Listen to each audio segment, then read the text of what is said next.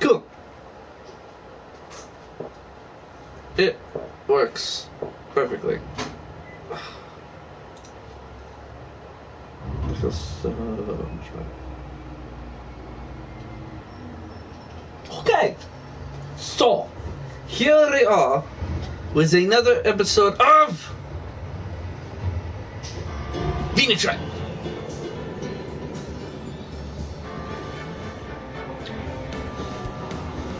Welcome back to the wonderful episode of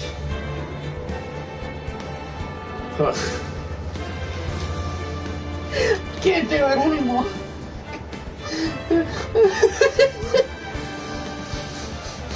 Oh man. Okay. That'll be great. I'm gonna use this one.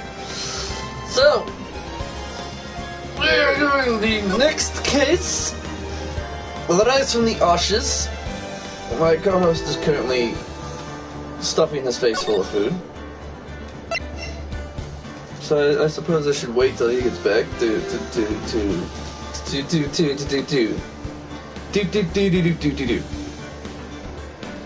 Don't ask, I don't know what the hell that was. It was weird in and of itself. But, this is the last case for the first game. Unless they added one, but I don't think they did, because most of them would go through that. So, yeah. We will do this one. And, hopefully get it done today. Or at least be the first two parts, and then we'll laugh maniacally like crazy people. No! So, I've got one of my favorite. We got one of my favorite cases in this entire trilogy. And you'll find out why when we get there. So, how this is gonna go is me, Silver, will play the first thing. The co-host and so forth that we've been doing the entire time. And yes, I'm purposely delaying until he gets back, because if I don't, it'll take forever. Hopefully he's back by now. You took forever. God, I had to spend the last 2.5 minutes babbling on for no even reason. It is now currently going to forever be recorded in the annuals of this series. And we shall begin! Begin! Ow, ow, ow, ow. You hit my face. Why you hit my face like that? Because fuck you, laddie.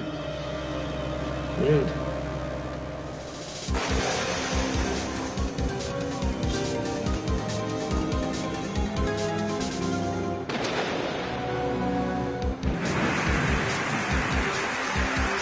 By the way, this opening does not in any way make sense.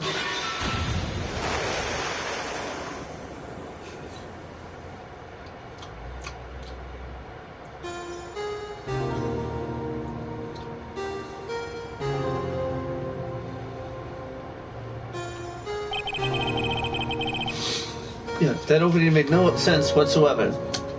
So don't feel bad if you don't understand it. I've beaten this case and I still don't understand it. It's been 2 months since I left the office. 2 months without a single trial. Because I was so sad and lonely that I had to... Okay, I don't know. I've had offers, but none I took. That is, until the day that girl showed up. And no, I'm not doing the female voice and stuff. Yes, you are. No, there's a reason. Why? You'll just have to wait and see. This is, by the way, if I remember correctly, is the one case out of this entire trilogy that is not in the show. Mm.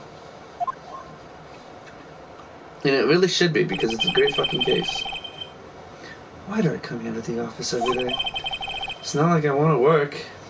I'm so sad and depressed. I don't have any more good female voices in me. There you are, finally! Well, you gotta do... Where have you been? I My sister's trial is tomorrow.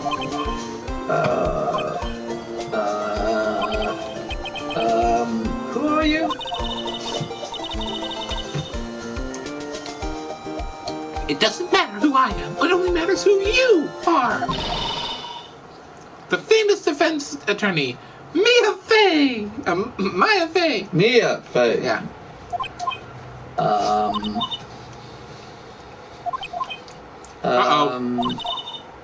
Oh, you're not Mia Fey, are you? Sorry, but Miss Mia Fey no longer works here.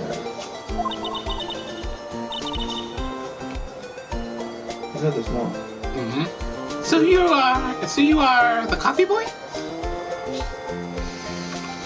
Really? What's the best she can come up with? Is coffee boy.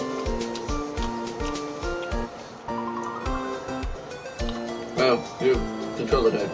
Yep. Give me the controller. I gotta clean the glasses off. Drip all over them.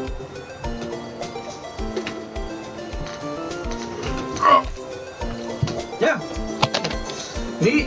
Oh, Maya Fey for this fucking game. This is on Maya Fey for the case. And there's something very peculiar about her. Have you figured it out yet? She's a dumbass? No! No, she's actually very smart. Oh wait, it hasn't gotten to that point yet. There's something she loves more than anything.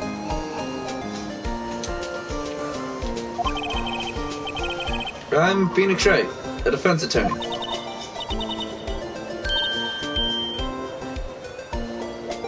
Right. Wait! You're the Phoenix Wright? The Phoenix Wright from the Edgeworth murder case? Yeah, that's correct. Wasn't Edgeworth was murdered though. That's a relief then. You're better than nobody. Thanks for the vote of confidence. I'm sorry, I'm afraid I'm not taking cases right now. But you are Phoenix Wright, right? The undefeated defense attorney. Look, I'm not accepting any new cases. I'm sorry, but you'll have to try elsewhere. Please, I'm out of time. But Please, you have to help. It's my sister. God damn it. He pressed the sister. She pressed the sister button. Beep. Could it be? Yeah, that's one of the funny things about that you'll notice. Okay, I'll hear you out.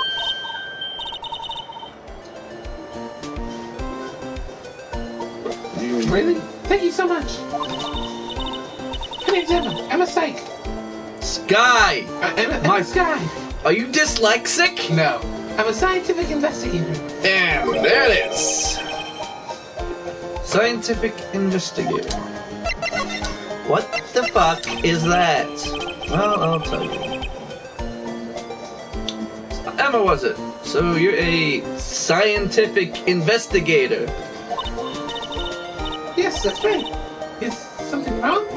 No, it's just you seem kind of jumpy. Maybe just young? Young? I'll be 16 years old this year. What the heck? I'm a super genius, that's how. Told you she's fucking smart as shit. Oh, wait a minute. Only 16? I'm set to be formally assigned to forensics in 3 more years. Which she actually is in Apollo. My work is becoming quite well known, at my age, no less. The funny part is, she takes the place of Gumshoe in the Apollo Justice Games. So what exactly is your current position then? Well, legally speaking, I guess you'd call me an 11th grader. But I'm ready to do my job, at my age, no less. Good. Another future professional in training. I have a feeling we're going to hear her say, at my age, no less, a lot. Yeah. So, what's this about a case? You said the trial's tomorrow? My sister didn't do it. She wouldn't stab someone with a knife. She wouldn't. So, it's a murder case. I don't care if there's a witness who saw her do it. She didn't do it. I know she didn't do it. It's a scientific fact. Did you figure out what a quirk is? Science. And there's a witness. Just talk to her. You have to talk to her. Right. I suppose I will. I promised her to bring Mia Fey by. That's interesting. How would she know Mia? So you want to be a scientific investigator when you grow up then? Excuse me? Yeah, that's the wrong button there.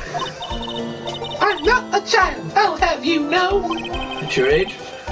Still, it's good to have a goal. Albeit... Still, it's good to have a goal, albeit a very unusual one. I believe investigations should be done scientifically. So I take it she likes science. So I heard you like Don't science. you? So I heard you like science, bro. Yeah. This reminds me of that picture with the Hulk and I was Bruce Banner and Tony Stark. You remember the picture? Yeah. Get in! We're gonna go do science! Sure can't fall into the lack of enthusiasm.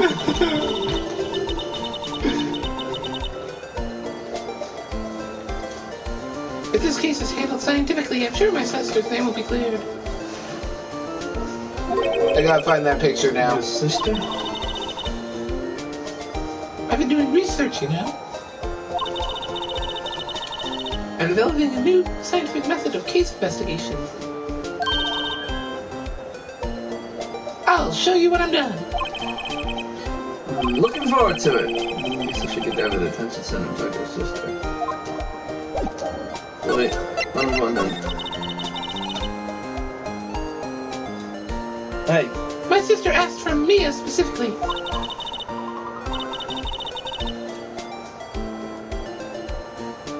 This Mia Fey person was a few years below her in school. So they went to the same school, huh? I wonder if it was Catholic. Thank you, son! My co-host finally gets where I was going with it. Okay then. She always told me to go to Mia if I ever needed a defense attorney. And, well, I need one. Incidentally, Mia is a woman. Now that you mention it, I guess it is more of a woman's name than a man's. No, it's nice of you to help your sister out like this. You must be close. Well, actually, when she gets like she is now, I kind of hate her. Huh? But she's my own only family. Your only family? What about your parents? They died in a car accident when I was little. Ew. I'm sorry.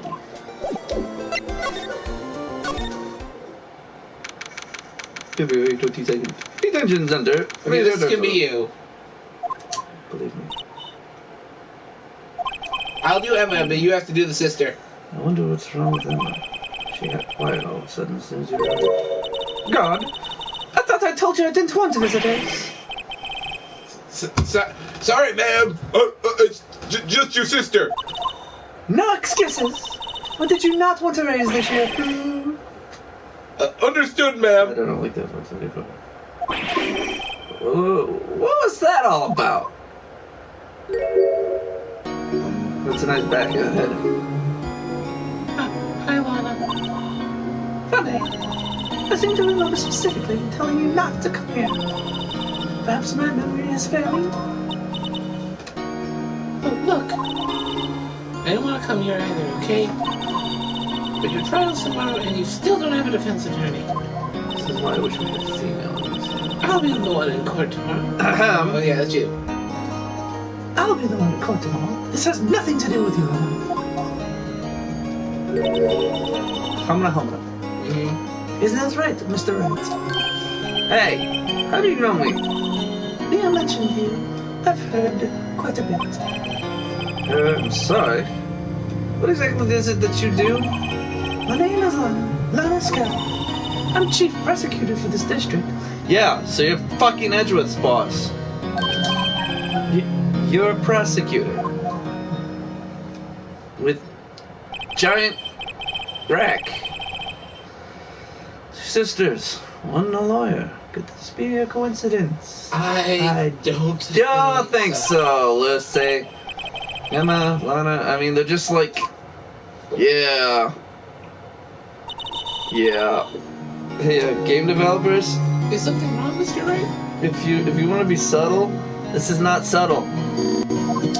This is Phoenix Wright. Subtlety went out the window? Yes. There's something you should know from the start. Which is... The suspect in this case has confessed to the crime. Huh? Wait, but the suspect is Me. I did it. Well, Mr. Wright? Well, why don't you begin by telling me exactly what happened? The crime took place yesterday, February 21st, at 5:15 p.m. That's quite specific. It was in the witness's deposition. The witness clearly saw me committing the crime. That was a bit of bad luck, wasn't it? The crime took place in the underground parking lot at the prosecutor's office. The body was found in the trunk of my subordinate's car. The prosecutor's office, huh? In your subordinate's car trunk. Classy. For a second, that sentence did not look right to me. That's why I stopped. Like, what? I was arrested on the spot, caught red-handed as it were. Boo! Boo! what? Caught red-handed. Chief stabbed somebody. Oh, wow. Yeah. Well, that's just good. So who was the victim? An investigator with the police department. I suppose the correct term is detective. A detective? A detective. Death was due to a loss of blood. He was stabbed once in the stomach. By you. Death wasn't immediate, but the wound was fatal. I see. Allow me to repeat myself, Mr. Wright. The victim was a detective. You know what that means, don't you? Uh-oh. What, Mr. Wright? What does it mean? Well, it means... The police department will consider it a matter of pride to have me found guilty. They will use any means at their disposal to do so. This case gets worse and worse with everything I learn. So you're the chief prosecutor? That is correct. I'm responsible for overseeing every trial handled by prosecutors in this district. Which I do believe you just fucking told us that. I make sure the prosecutors have what they need to do the job and manage every aspect. And my voice apparently keeps changing, and I don't know why. Those are my responsibilities in a nutshell. Because I have to be in charge of this case. That's an awfully large nutshell. Still, I'm a little surprised. I would think you'd recognize the district's chief prosecutor, Mr. Wright. Huh? In fact, it seems impossible that you wouldn't. Lana? What happened to your hand? Oh, this? I cut myself by accident when I stabbed him, that is. Huh? I'm not very good at being a criminal, I suppose. How am I supposed to defend this? Time to change the subject. Wait, she was in the class ahead of Mia, wasn't she? You went to school with Mia, correct? A few years above her? Emma told you that, didn't she? Well, why not? I did drag him all the way from here from his office. Although it seems he has very little in common with me. Hey! He was in law school. I was about third year and she was already in the class. She was different than the other students. She had... Okay, not going up. She had a nice rack. Different? She was strong. She'd do anything to become a defense attorney. Anything.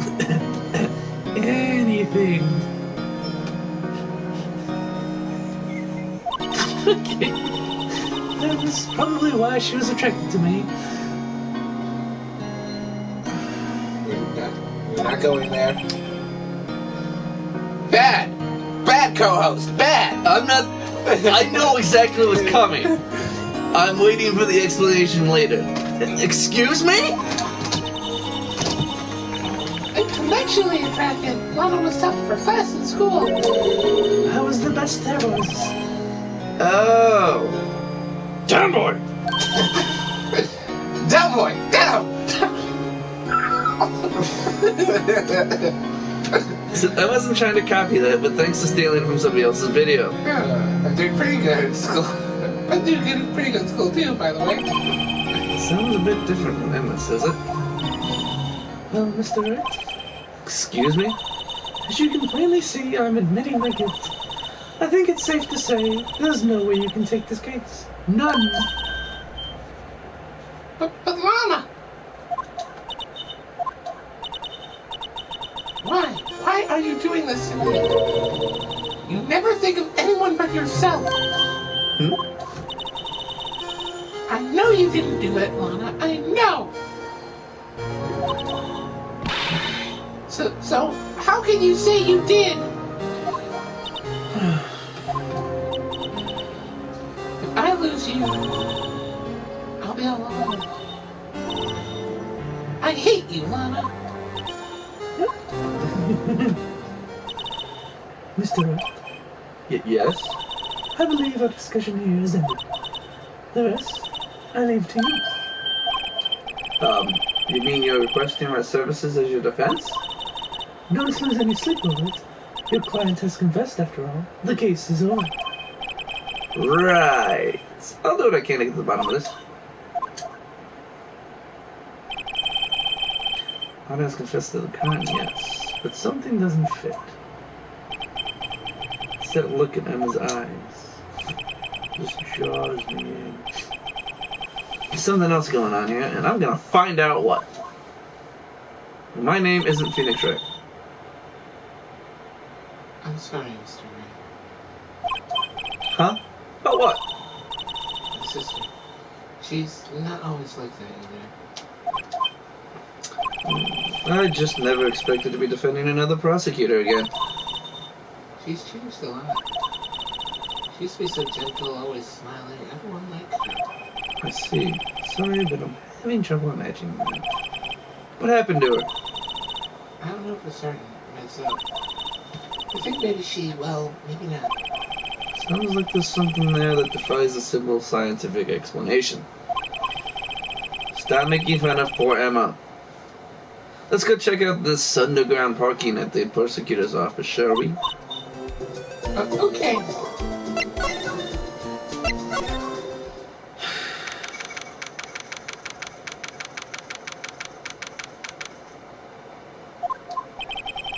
So this is the lot where it all happened. Looks like they're still investigating. Funny that my first visit to the prosecutor's office should be like this. Hey everyone, keep up the good work! Hey, what are you thinking? Well, they're going to be my coworkers 3 years from now, after all. Well, I'm not saying hello. Actually, there is. You know attorneys aren't supposed to examine crime scenes? I'm trying to not stand out too much here, see? Hey there! You expect and go and notice it, partner? I wanted to do his voice. Bitch. No, I'm Gumshoe, remember? It's not Gumshoe. Ah. Dumbass. Gumshoe isn't actually in this one, I don't think. Which one? Partner? Go ahead then, you can have his voice. That's what that is. What do we have here? Looks like a bambino got loose from the ranch is up to no good. Folks gotta learn to keep them doggies tied down, partner. Mr. Marshall! Oh, he's in this one. Huh. I didn't know that. Yes, he totally shaves with the fucking knife. Marshall looks more like a sheriff to me. Look ahead, Bambina. I don't know how you feel. Well, this is my gang's gold strike, say? This is our claim, our territory, with a muddle load of evidence. If you're fixing to mess with what's ours, you'll regret it, partner. You know what dreams the cacti out in the desert dream? You want to? What's this guy talking about? Apparently Phoenix's voice sounds exactly like his. You head along home now. Happy trails, Bambina.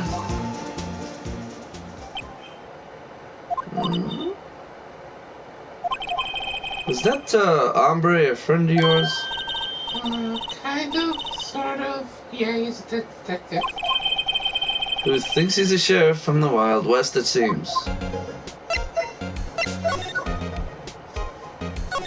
That's not at all oddly suspicious. It's just a wallet. Excuse me, officer! Wait, what are you doing, Mr. Wright? What am I doing? I just found this wallet, so I'm handing it over to the police. I don't believe it. This is real basic. Anything in a crime scene is evidence. Let's be scientific about this, please. Just put it in your pocket. How is that scientific? Sounds like theft to me. I'm called to duty already at my tender age. No less! Sorry, I did. Here, I'll teach you the trick to examining evidence in detail, okay? This is where we find out how fucked up it is. By the way, her eyes are sparkling, I can tell she's been waiting for this. Okay. Now, look at the court record. Oh, we're explaining, How to do this? because Because it's completely different from every other fucking case in this game. Or this entire trilogy. Do you know why? It's carefully on all sides, because you actually physically... Nope. Do you know why it's different? Why? Because this was added to the DS version. This was never in the original. So of course, because, hey, we put it into a new system. Let's specifically build a case that's whole sole purpose is to show off what the DS can do. Really, guys? But which can't be done on non-DS systems. Which cannot be done on anything that's not a DS. Well, it's a DS game, so fuck it. I feel like it's good. Now, let's start attempting from angle. Oh look, I guess I'm a base load here. You should check it out with the press of the X button. No, really? This is an ID card. Sergeant Bruce Goodman, ID number 5842489. Well, Try saying that 10 times. is it useful? I guess, though I don't know what science has to do with it.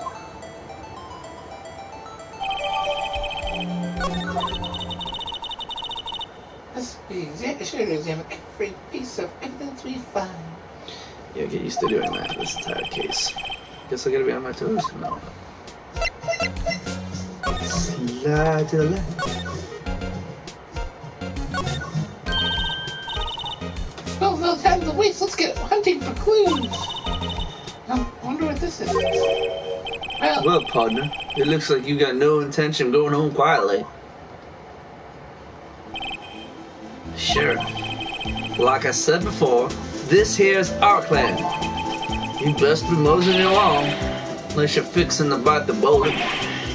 God, dude's scary. Could you just tell us one thing? Who owns that car? Well, little Philly's got a good nose on her. You wanna know who rides that red Mustang with a body in her saddle? My brain just died from that line. Ow! That one line just killed my brain. Please! No problem, partner. About time for vittles anyway. Get yourself to the saloon up on the 12th floor of the prospector's office. Might just find you a cerveza you like. Prospector's office? What does this guy think he is? And when, for that matter? Note to self. Look up Fiddle's Saloon Cerveza. Maybe we should check out room 1202, the High Prosecutor's office.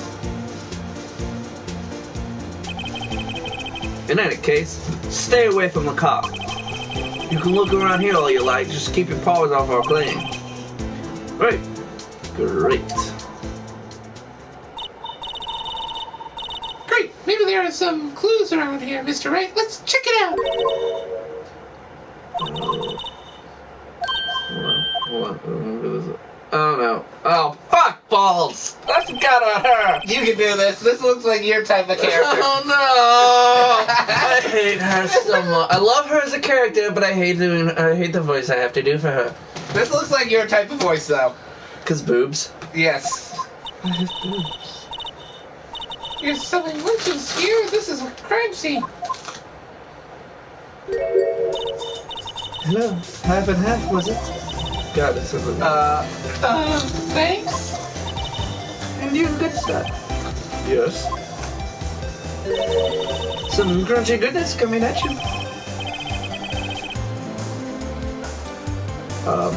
Thanks. Interesting way of doing business. She's wearing a jelly donut on her hat. Something you didn't notice that.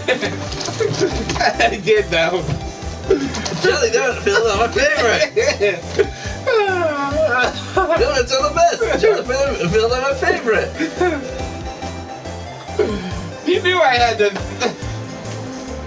You knew I had to reference that. This air is unbeknownst to anyone about politics, especially passerby. What are you, officer? No, but you don't exactly look like the type to have clearance. Well, that's hardly a way to greet someone. Even if my days as a cop-up queen are over. I'm waiting for you to... Nope, not touching that. Cop-up? Huh? You know, I'm feeling kind of full. Maybe I'll... That's you, what the fuck? You know, I'm feeling kind of full. Maybe I'll pass on lunch. I'm quite connected to this case. The images are burned into my eyes, as you see. You might say. Yes, all the sordid little secrets. Hello, witness. You're lying! Secrets. Dear me, you are stubborn, aren't you? And that's where she becomes fucking hot. Shift the hair over, she becomes fucking hot. Shift it back, she's like, what the fuck? God damn it. I'm referring to the murder. The stabbing of that detective. I should totally have made her Russian. That would actually be fucking good. Her voice has now changed. What? Witness clearly saw me committing the murder. That way, that's I'm gonna figure. That was English only. You mean you're the witness my sister was talking about? Please, Cough Up Queen, tell us what happened. Their name is Interstar. Don't you go forgetting it. I have no fucking idea what this accent is anymore. I sound like Mario. Mario! Mamma mia! Far before you know it, I'll have you whimpering at my heels. I quit. I can't. I have like 2 female voices. Yes, ma'am. Yikes, she means it. Look at it, I can talk to myself. Somehow I knew. Yesterday was a day of destiny. I knew something was going to happen.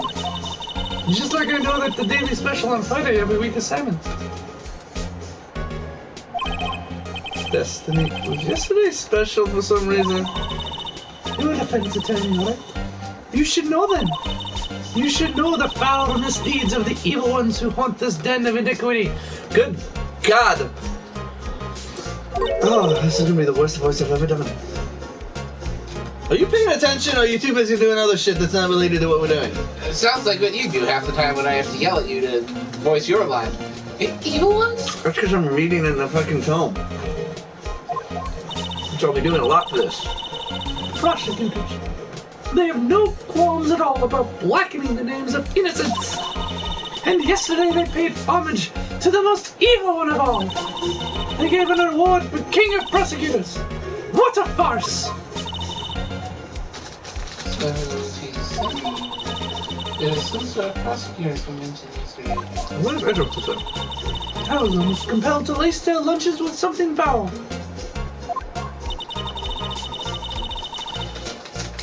Do you have a personal grievance against prosecutors or something? Or is there some kind of scientific evidence of this evil? Young miss, mock me at your own risk. You'll soon find out why they call me the Cop-Up Queen. Thank you! Finally a character mentions it! The most heinous of all the evil ones. The one they awarded yesterday. I'm eating flaming hot Cheetos if anybody wonders why I cough. Flaming hot Cheetos? No. It was in this car. It was in this car they found the body. Proof that he devours the evilest lunches of all. Human flesh? Really? Really what? I'm totally confused. To be honest, isn't that Phoenix's normal state? Mostly because he's the only sane person around most of the time. One thing's clear, this lunch lady has a thing against prosecutors.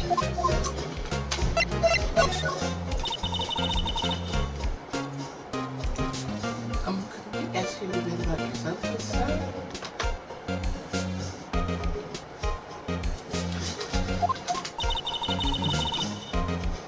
I come here every day to sell lunch.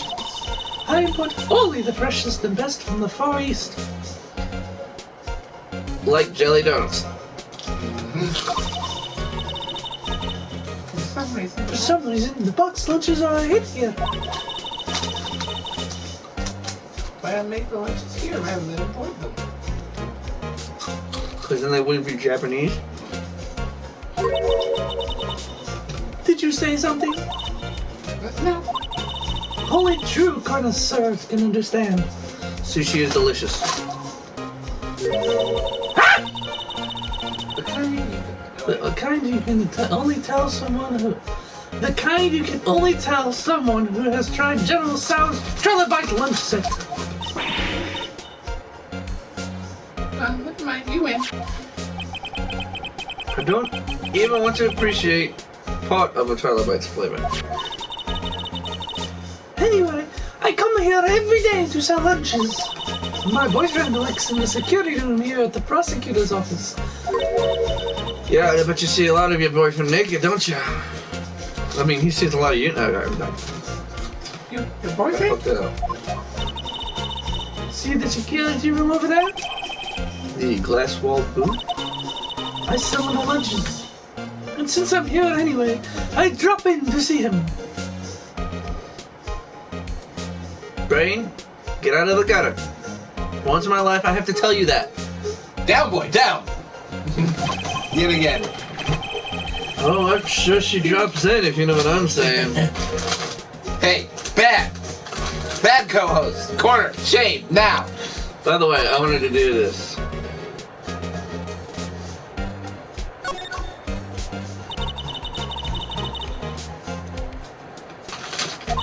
Don't worry.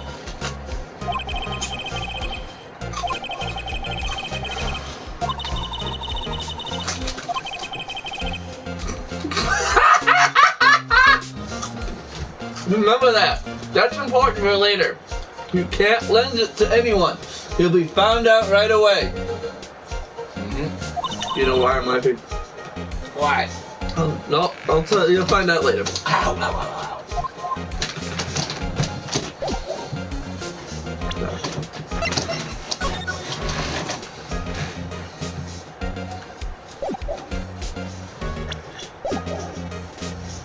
Did you hear anyway? I guess selling lunches is more important than romance.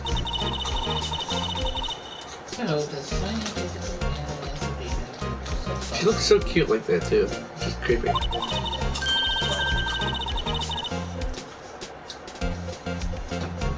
You, Mr.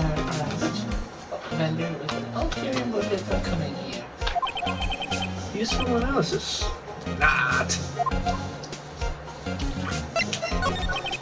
So, what exactly was it that you witnessed, Miss Stark? It was a fascinating spectacle, to be sure. I now feel I know what they say when they talk about a woman's wrath. To see Lana Sky wield that knife so... Huh? And it flashed in anger, bringing him to a sad end. It was truly a sight to see. Apparently I can't keep a voice straight anymore. You mean you saw the very moment of the crime? I was so scared I changed my voice. The sound of his silvery ties to this world being cruelly cut still rings in my ears. And the rhythmic beat of Lana Sky's knife. Wait a second. You know Lana Sky? Of course. It's quite a feat becoming chief prosecutor. How many lunch boxes of sin did she pack to make that journey? I wonder. She always travels late. Oh yeah, I forget. She suffers from the curse of the sidekick. What? She's an idiot.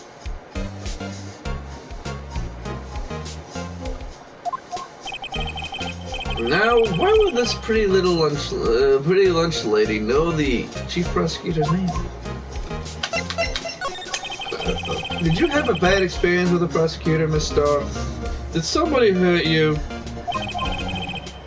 I sense some hostility. Hostility? Ha! Perhaps. Prosecutors are all alike, and the bigger they get, the worse they smell.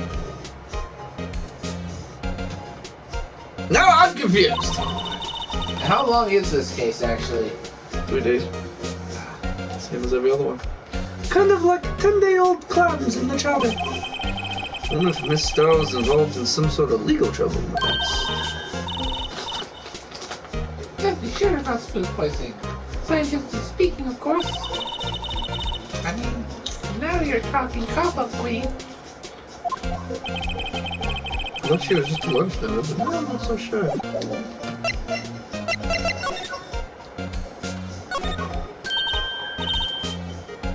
A ladder. That's a step ladder.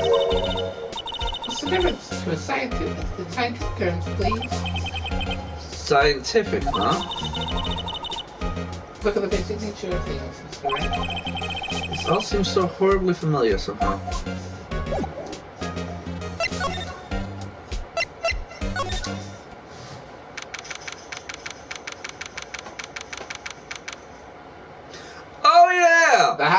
The chief. That's where he went! The chief prospector's office.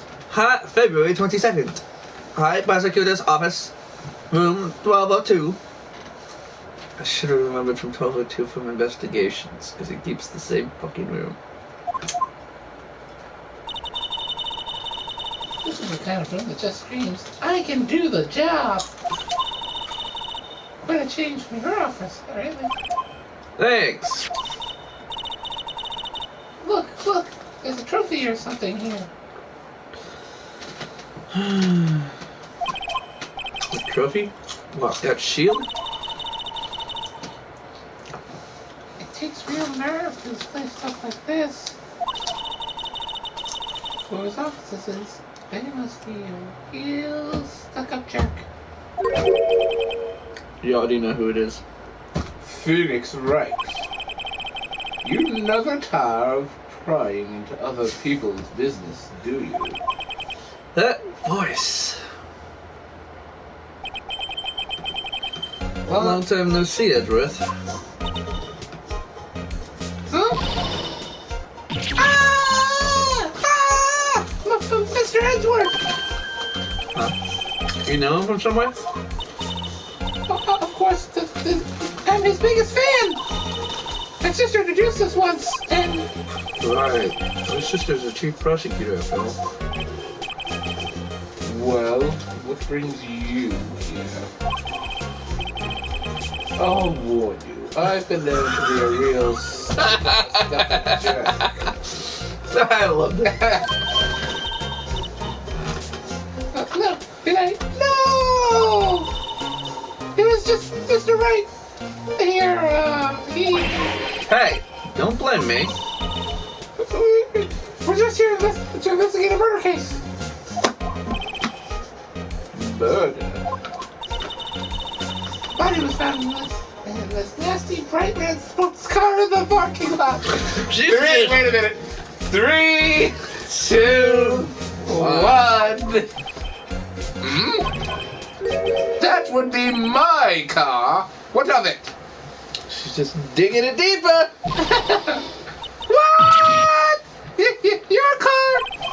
I'll say one thing. She certainly can scream. Mine, stop going there, down, boy. Down. Okay. I'm having better thoughts now. So the body was found in your car. Go ahead, say it right. think I did it, don't you? You went through all the trouble to help me last year, no less. No, we didn't think you did it. I mean, it was my sister who stabbed it. Wait, no, she didn't do that. Wait. So you're the chief prosecutor's little sister then? Yes, sir. I'm this guy. It's nice to meet you again. No, that didn't sound forced at all. Ah, no, you've really grown. Edgeworth, down, boy! Sorry. I knew it was Edgeworth's office the moment I saw that coat on the wall. Yep. I'll admit, it was a surprise for me too. To think that my own car would become the scene of a murder. More surprising still, I'm being forced to prove my superior's guilt. I can understand. But wait, what did you say? Mona Sky is the chief prosecutor, the top prosecutor in the district. She can't prosecute herself, so I'll be the prosecutor of the trial. Yeah, he's back. You, Mr. Edgeworth?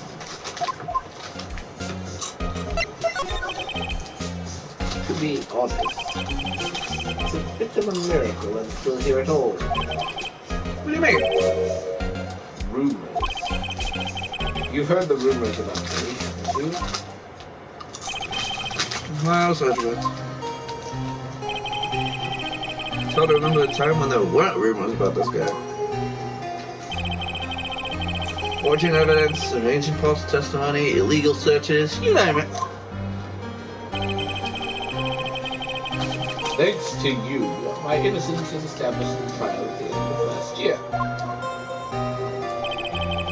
However, there are some who say I'm the one responsible for the current. What? That's crazy.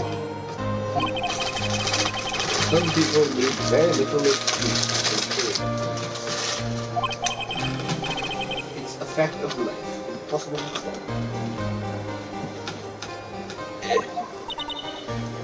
But some of them even go as far to present me with toys like this. They think it's funny. Toys? Yeah, bronze shield? There's got to be a story behind that one. Chief Prosecutor Sky? Yes. We first worked together on a case 2 years ago. It was my first big case. That's when I remember. 2 years ago. I wasn't even a lawyer yet.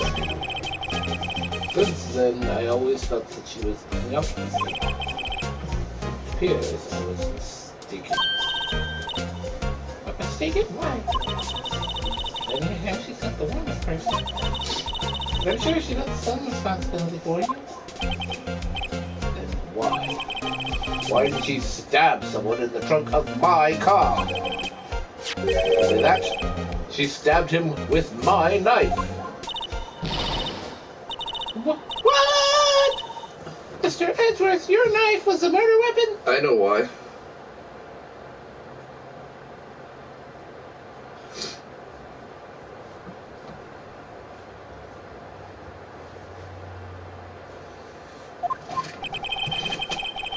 To be specific, it was a knife I keep in the toolbox in the trunk of my car. That's fine. Edgeworth? What? Are you sure you didn't do it? Silly. Come on, can you take a joke? You have a strange sense of humor, Mr. Wright. I know I do.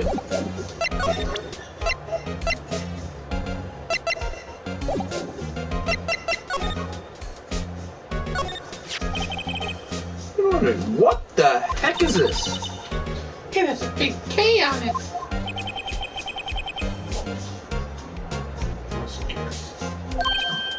Huh? What's that? It's the King of Prosecutors trophy. King of Prosecutors?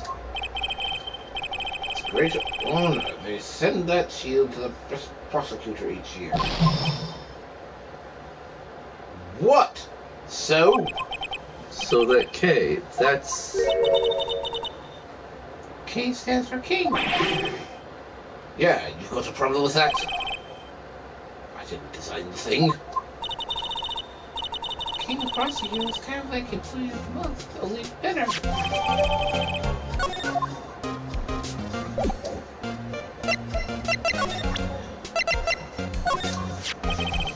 So basically this says you were the best of the best last year, huh?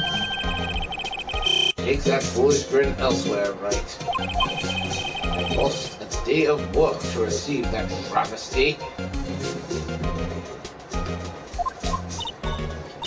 Huh?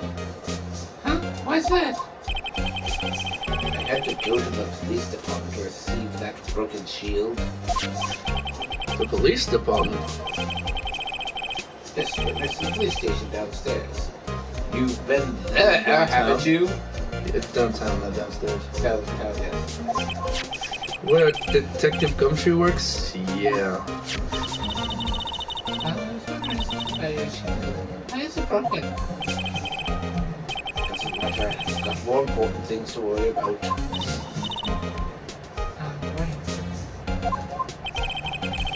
He doesn't seem too concerned about He doesn't seem too concerned about his award, for better or for worse. Yesterday was a very busy day for the prosecutor's office. Maybe we should ask him about yesterday.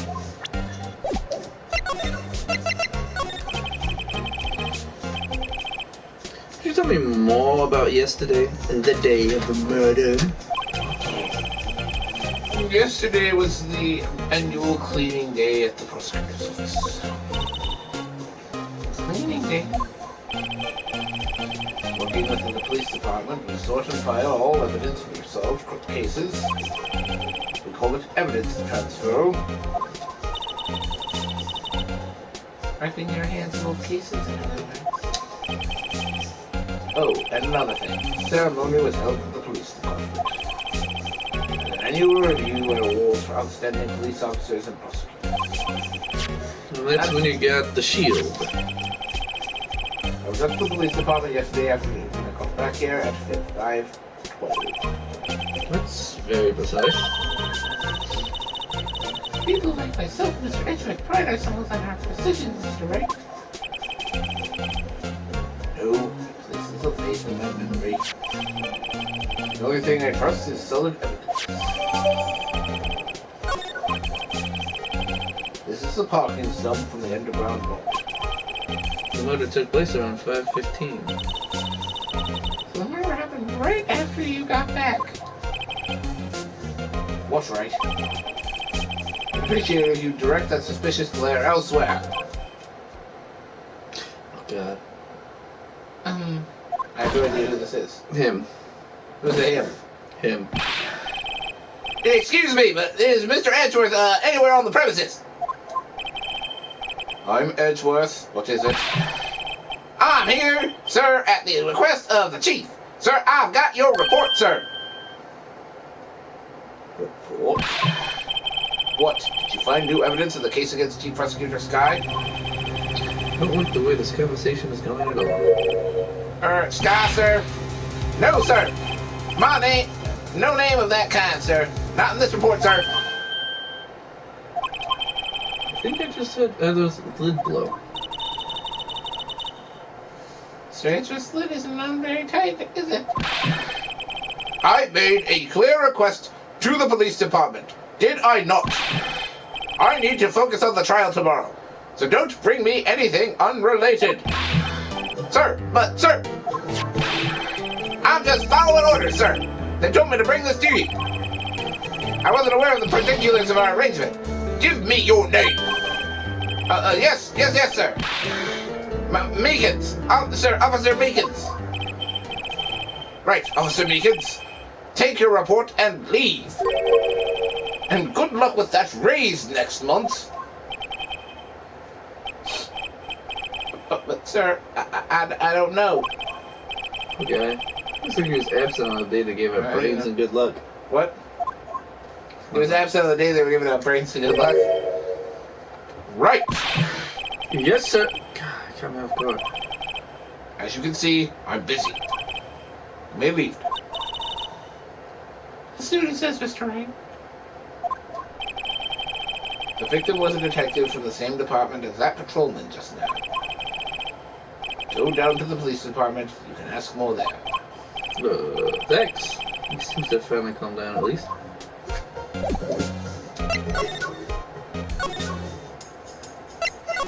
Boobs. Because Stop drooling. boobs. February 22nd, police department entrance. What is that monstrosity? You don't remember? Boom, we're finally here. Why would they put the police department so far from the prosecutor's office? Beats me. It took almost 30 minutes by taxi. And the traffic wasn't even that bad. Police department, huh? I've only ever been to the criminal affairs next... Huh? Hold on. What's that?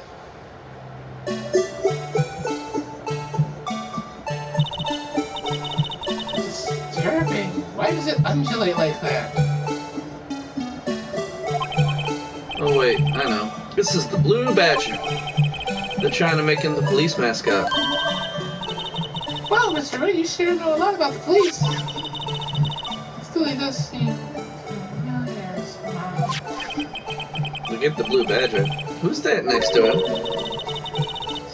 Someone appears to be dancing with the blue badger. Uh-oh, he noticed me. He sure's running over here fast. Hey, pal! What are you doing here? That's my line, Detective Gumshoe. Specifically, why were you dancing over there? Or dancing in period? What? Well... Well, at least it doesn't seem to be busy. This is our chance to get information. Hey, I'll have you know I'm a very busy man, pal. Really?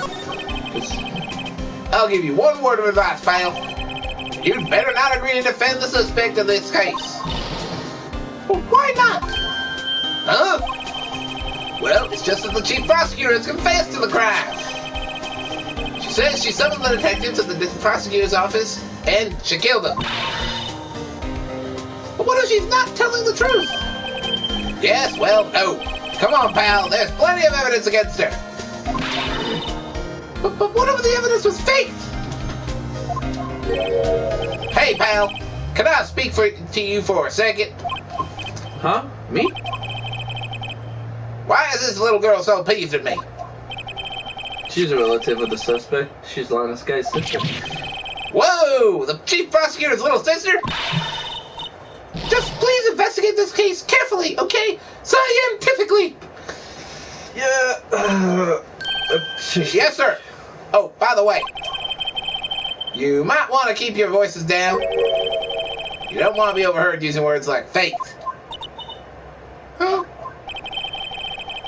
It's a sensitive issue with us these days. So what are you doing here, Detective Gumshoe? Well, she sounds awfully like Detective Gumshoe. Me? Oh, well, nothing really. I forgot Emma does most of the arguments. They kicked me out of criminal affairs. Detective Gumshoe, what did you do this time? What do you mean, this time? Then what happened? I know things are busy right now. I mean, that's my sister's case and all. It's true, we've never had a chief prosecutor murder anyone before. Only the highest ranked people are being let into criminal affairs now. The lowest ranking guy in there is our chief of detectives. They're not letting any of us rank and file detectives in at all. None of you? Well, this is an important trial, but isn't that a little odd? So anyway, I thought I'd spend the day getting the badger dance down pat. Is there anything else you could be doing? The chief of police himself is directing this investigation, pal. And Officer Marshall was assigned to the underground parking lot.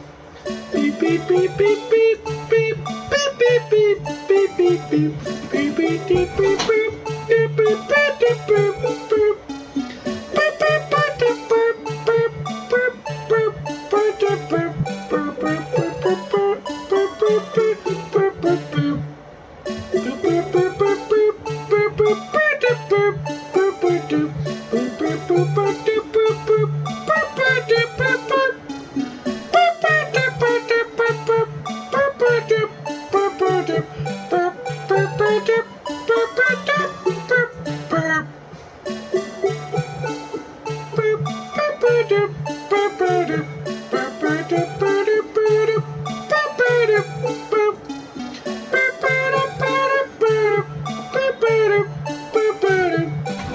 So, you see, my plan is to slowly.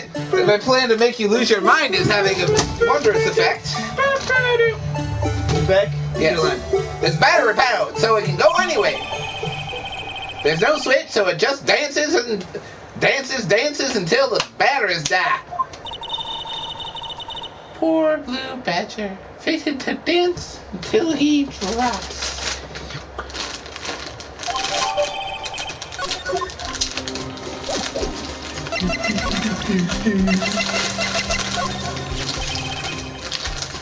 Looks like a gumshoe. What can you tell me about this?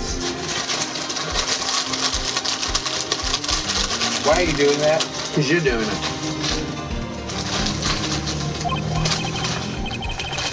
Hey pal, this is a detective's ID card.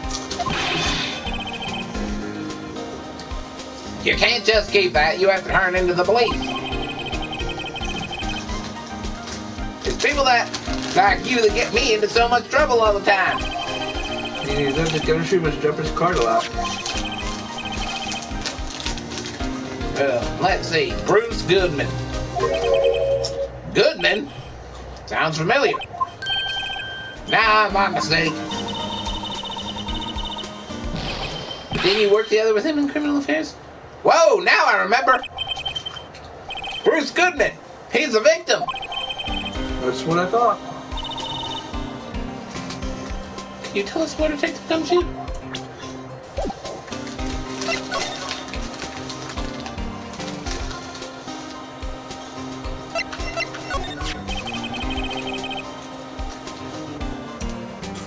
So, this ID card belonged to the victim? He was a detective, like myself. Detective Bruce Goodman. Don't you think it's strange?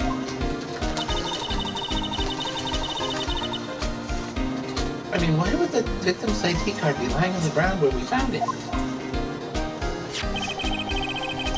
Well, Detective Goodman should have been at the police department yesterday. There was an evidence transfer for a case he handled 2 years ago. Evidence transfer. Mr. Edgeworth mentioned that too. But Detective Goodman was killed in the prosecutor's office. Well, that's the thing. It's hard to say this, but word is that Chief Prosecutor Sky called him out there in the parking lot. And Lars confessing in the box.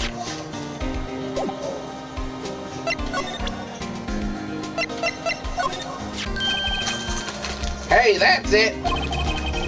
That's the King of Prosecutors Award that Mr. Edgeworth got yesterday. Will you make your award ceremony, Detective Gumshoe? Of course, pal, I got an award for diligence myself. Ah, congratulations. I was wondering, why is the award a shield? And why is it broken? Oh, there's a reason. I'll tell you what it is later. He forgot. Yep. Apparently he's forgot it. But I was proud of Mr. Edgeworth for winning that award.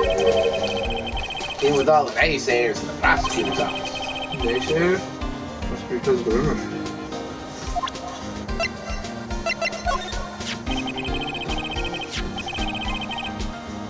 Found Mr. Edgeworth's car, stabbed Mr. Edgeworth's knife, huh?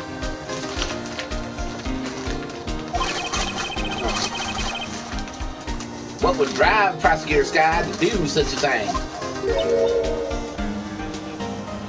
Da, da, da. Wait, I mean, sure, of course, someone else really did it. Someone who must have had a grudge against Mr. Edgeworth. The car and the knife do seem a little too well organized to be coincidence. Oh, Mr. Edgeworth, what could have happened? Let's find out a little more about what's going on with Edgeworth.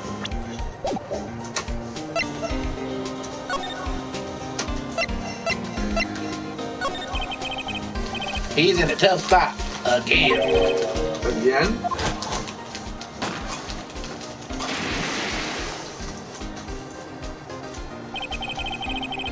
Well, it all started with that the murder of that defense attorney, Hammond. But Mr. Edgeworth was found innocent. Listen, pal, there have always been rumors about Mr. Edgeworth. Forging evidence, making deals with witnesses.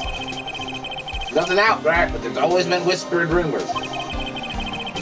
Ever since he was accused of murder, no one's whispering. They're practically shouting.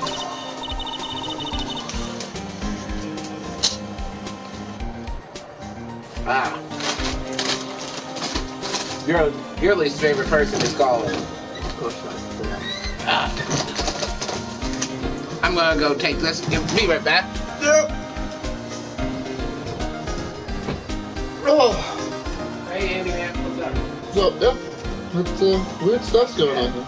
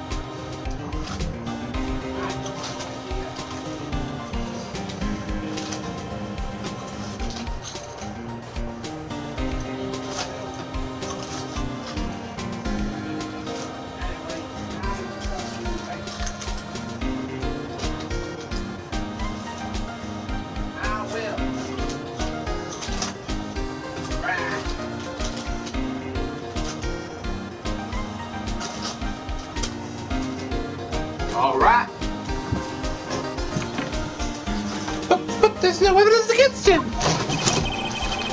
Well, Mr. Edgeworth has always had unusually strong ties to the department higher-ups. It's only natural that people would be suspicious. I had no idea he was under the gun. Anyway, this latest case has started a new rumor. People say the only reason he took this case is because he's aiming for the chief prosecutor's position himself. What? But I know the truth, pal. No one wants to be the one who has to prosecute the chief prosecutor. Mr. Edgeworth is biting the bullet on this one. He's doing this all for us. Or he's doing this for all of us. And that's all I know about it. I'm not officially on the case, you know. Thank you. Why aren't you handling the case, Detective Gumshoe? We met the guy who is. What was the name of the guy in the parking lot? That'd be Officer Marshall. He was appointed directly by the chief of police. Mr. Marshall. Is he some kind of Wild West sheriff or something? No, Jake Marshall's just a regular officer. From West LA. Well, I'm there. I wasn't sure. Look, pal, let me try to make things a little easier for you. Show them this and they'll let you examine the crime scene. Maybe. I'll be surprised if this gets us anywhere. Just act like you're supposed to be there.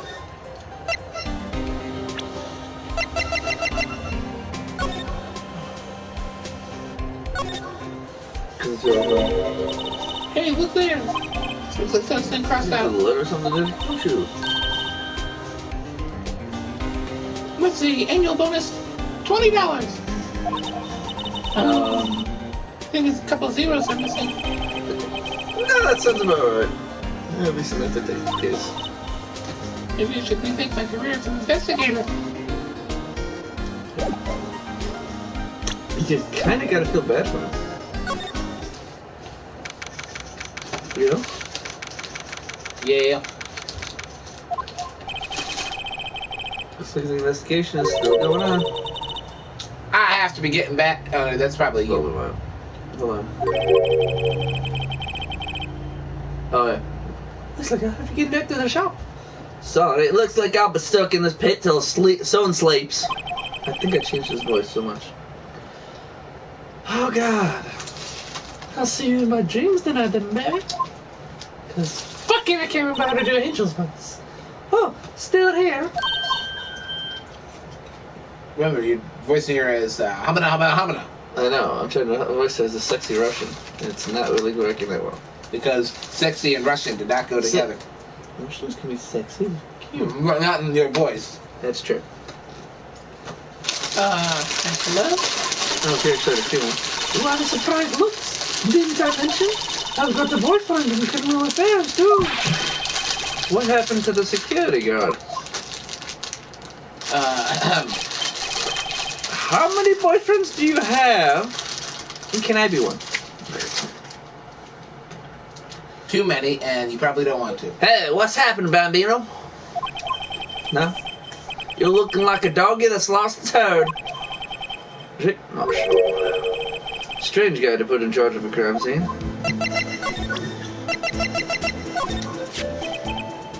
Do you mind reading this for me? What's this? I warn you, bad letters to me go right in the spittoon. It's a letter of introduction from Detective Gumshoe. Maybe investigate. Gumshoe? Oh, that old cow dog? You holding a birthday party or something? Huh? Look, well, it should say letter of introduction. It says invitation. I think you just miswrote it. Wait, why am I getting all defensive here? No worries. This proves it's from Detective Gumshoe better than a blood test. Guess I better let you in then. Thank you, Officer Marshall. Oh, that's right. He's a patrolman, not a detective. Which reminds me. Hey, wait a sec. Isn't a crime scene supposed to be held by a detective or a Thanks for stealing my line. What? No. Oh, you. Yeah, that's you. Keep going. I'll say that. Well, folks, the clues are called. Welcome to our gold strike. Enlightened settlers, strike out the lands unknown.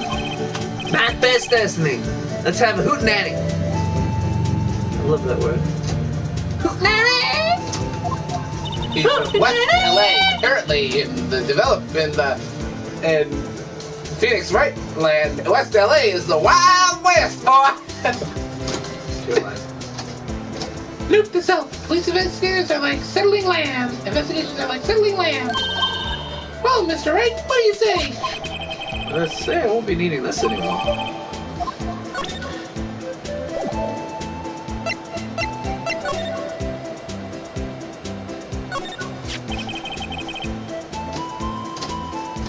Looks like a cell phone. Scientific analysis would suggest this belonged to the victim.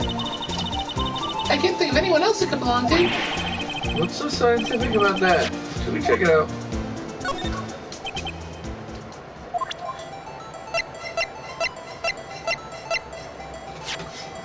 I don't know what to do. Isn't that because I'm cheating? Because you're cheating. This phone's still on the redial screen. Redial? Mr. Wright, most phones keep a record of all the calls you've made and received. You just press the blue button to display the last number you called. Convenient, isn't it? I'm surprised you didn't know about it. Sorry to disappoint you, but even I know about things like redial. I'm sorry.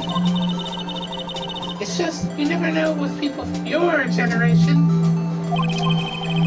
Whatever. Let's just check this thing out.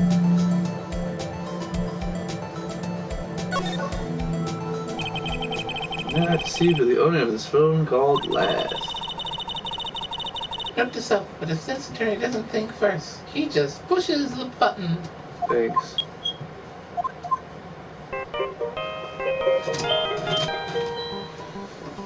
Elevator music.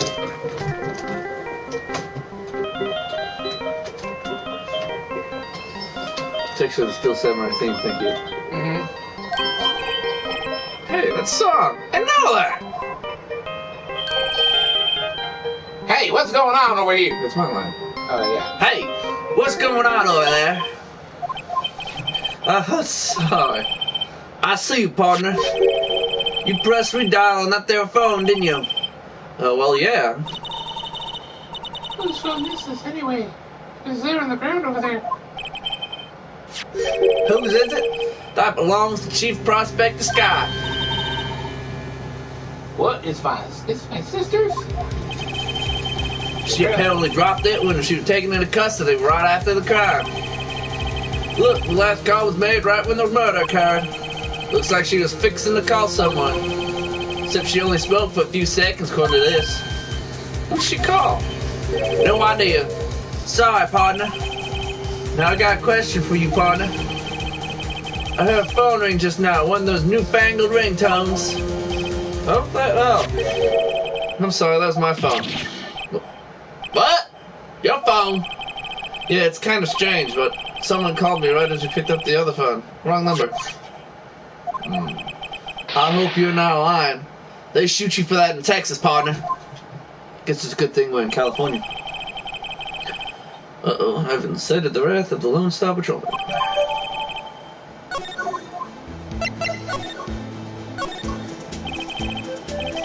Officer Marshall, could you tell us more about the victim? Good man always die young. Remember that, partner? Could you be a little more specific? Bruce Goodman. He was a detective, right? Well, aren't you a feisty doggy there? Detective Goodman was stabbed here at 5:15. The smiling Madonna told me the tale. I think it means angel. I think it means the witness, Miss Angel Star. One stab to the chest. Fine piece of work. This here is the autopsy report.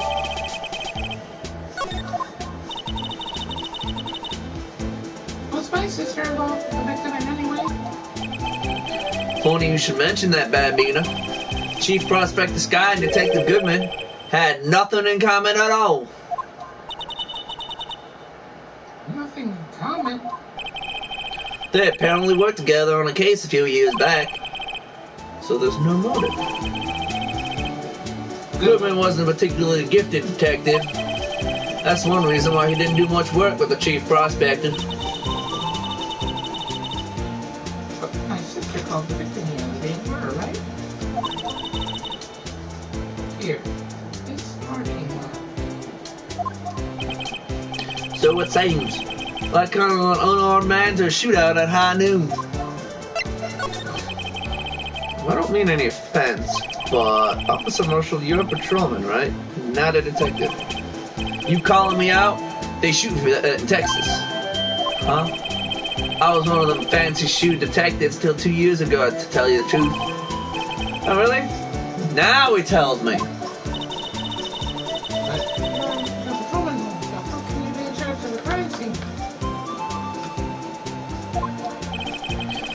Nothing gets better by you, does it, Bambina? So why are you in charge? No reason. We're just short on hands right now. I'm keeping an eye on in the meantime. What's wrong with that?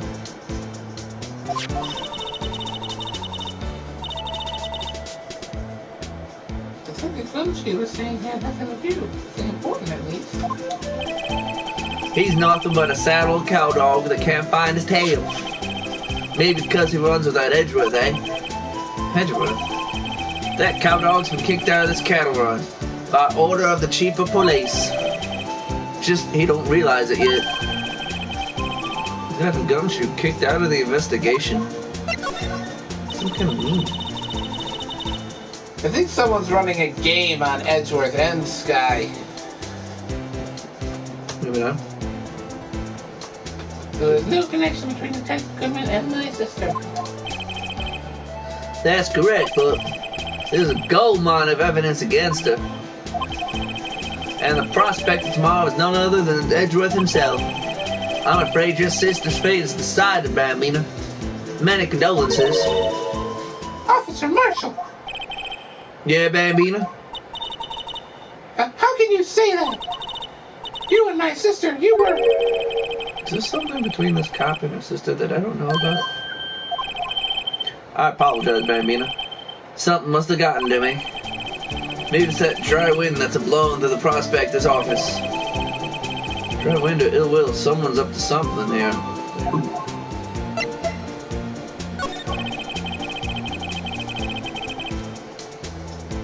Suspicions about Mr. Edgeworth have been flying around for nearly 2 years now. Forged evidence and arranging testimonies, you mean? He was unbeatable because he did whatever it took to win. Unbeatable, that is, until he met you. But rumors are just rumors, aren't they? These are prosecutors we're talking about. Evidence is everything to them. If you follow the rumors about Edgeworth to their source, you find one person. But they're off limits. Untouchable, you might say. One person? Who? Hate to say this, but it's your sister, Bambina. Chief Prospector Line of Sky. What, my sister? Edgeworth couldn't wrestle all those cattle by himself. Some people load their guns with bullets. Some people load them with deals. What, you're saying Edgeworth was making deals to win trials? Where there's gunshots, there's bound to be bullets. That's what the old-timers say. No, they don't. There's a big old secret hidden around here somewhere. Everyone knows it. Is that why Detective Gumshoe was taking off the case? Did they target him because he was closest to Edgeworth? Someone's got it in for Edgeworth.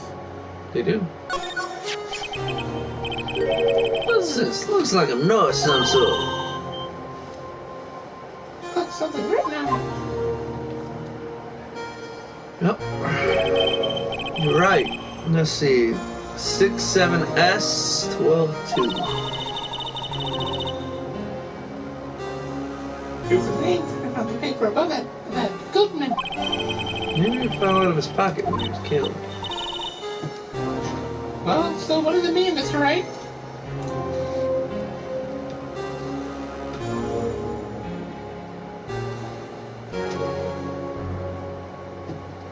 Okay. This first day's investigation sure is dragging on for a while. Oh, I know. It's gonna get even worse. How am I supposed to know? Note to self, for deductive reasoning, go to Edgegrove, not right. That's a joke.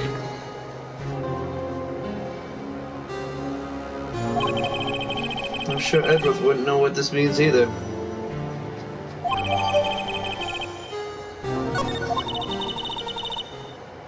So, how are we doing, Mr. Wright? Yeah. Guess we got some clues. We have an autopsy report, a note from the victim, and a cell phone. So, you think we'll be okay? Nope! Still, the only thing bothering me is that Lana is confessing to the crime. She says she did it. No problem. I can guarantee that she's not the criminal. By the way, Emma, Yes? I know that song your phone plays when it rings. What? It's the Steel Samurai theme song, isn't it? That popular TV show for kids. Dear God, she is Maya. Told you! The phone that rang earlier wasn't mine. It was yours. At 5:18, just after the matter took place, your sister called you, didn't she, Emma? I'm sorry. Can you tell me what you talked about? She hung up right away. I see.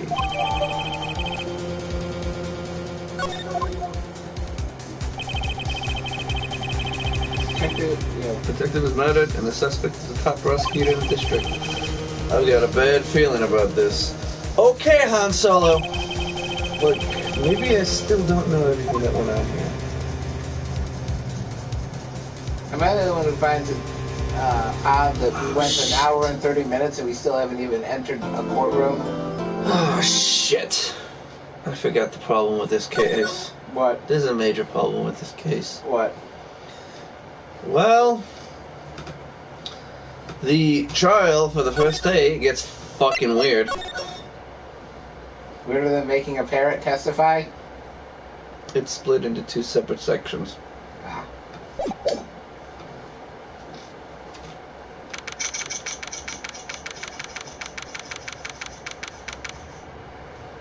February 23rd, 9:34 a.m. District Court defendant Bobby Namato. That's me. How did the investigation go yesterday, Mr. Wright? Frankly, there's still a lot of gray areas. Oh, the whole thing is supposed to be gray area. Thanks, Emma. I was trying to be nice about it. Don't worry about it. No matter what the outcome, I'm ready to accept my fate. I believe in you, sis. Mr. Wright, let me offer you a word of advice. Yeah? A defense attorney should never believe their client. The defendant is called to trial because they are suspected of wrongdoing. Never forget that. This guy, you remind me a lot of Mia. There's one decisive difference between you and her. And that's it. You're not a defense attorney. I believe it's almost time for the trial. Good luck, Mr. Wright.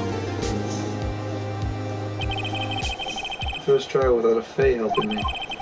No one's gonna bail me out this time. I'll be alone in there. All by myself.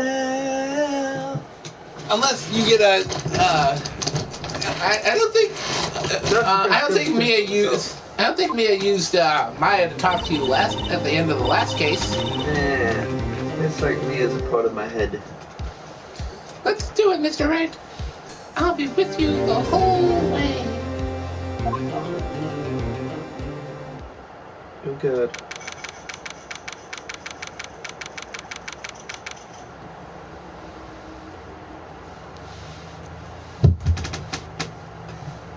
I'll be away.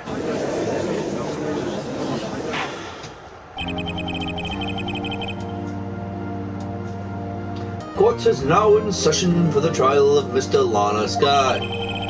Miss Lana Sky, fuck you, nobody caught that. The defense is ready, Your Honor. Hey, Edgeworth. Prosecution has been ready for a while, Your Honor. Edgeworth. God, I cannot do Angel's voice anymore, but I have to. It's been 2 months, but I haven't been in the courtroom since his trial. I hope that personal feelings will not be the part of the proceedings today, Mr. Wright. Huh? I will choose the path I think is right, regardless of what those around me might say. Judgment to be made here is in our hands, not those of anyone else. Very well, Mr. Edgeworth. Your opening statement, please. Chief Prosecutor Lana Sky has committed an unpardonable crime. Not only this, but she was rash enough to commit it in the prosecutor's office lot. Wow, much more fuss for one person. There's something feel like confessing everything. However, she will now pay for her rashness with her life. There's a witness to her crime.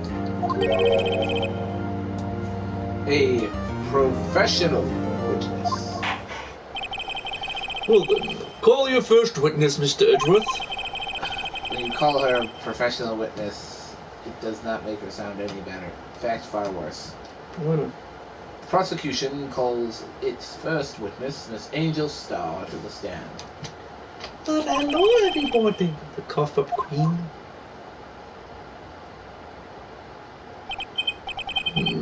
Haven't I seen you somewhere?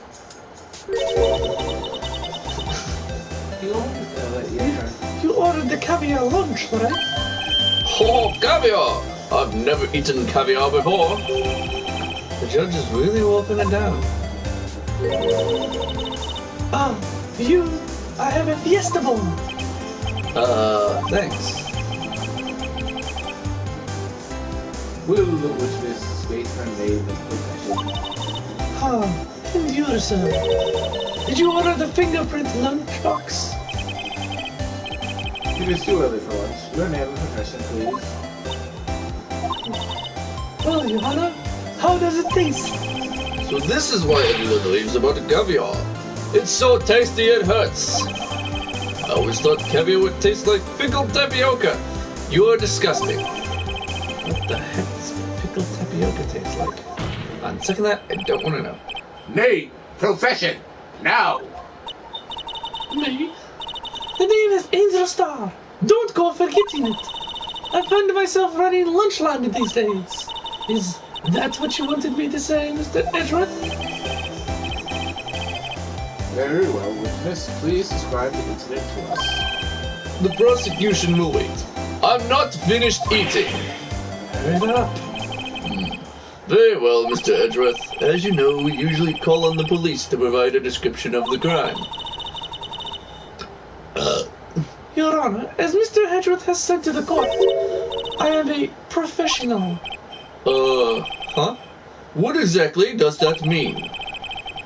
Until 2 years ago, Ms. Angel Starr was a special investigator with the police. Now does professional sound better? Yes. She was a first-rate homicide detective. What? Ms. Starr was a detective? Ah, ha! I know who you are. Cough up! Green Angel Star, Your Honor. Long time no see. Very well. You may continue with the description, Miss Starr. Just who is this lady? If I might have the court's attention over here. The parking lot at the prosecutor's office is divided into 2 blocks. A block is for the prosecutor's office personnel. B block is for visitors and clients. A chain divider separates the 2 blocks. I suppose that's to keep visitors from taking up prosecutor spaces, yes? The crime took place by a car in the back of A block. In the car's trunk. The killer stabbed the victim with his knife and went to drive the body out. Unfortunately for her, there was a witness, and an arrest was made on the spot. And who is this valiant witness? Why, it was me, Your Honor. Is that voice getting annoying yet? Good. It's your fault I had to do it. Witness, did you see the very moment of the crime? Of course, Your Honor. Immediately after that, I apprehended the chief prosecutor. It seems rather cut and dry, doesn't it? Why did I suddenly make him sound Irish? The Irish judge! Well, Mr. Wright, I can't agree on principle, Your Honor. It seems that some poor losers are unwilling to accept the truth, Your Honor. They are suddenly become Irish now. Shall I proceed to crush what little hope they have remaining? If you can, then give them your worst, mister. Wait, are they talking about me? Squeak, squeak, squeak, squeak.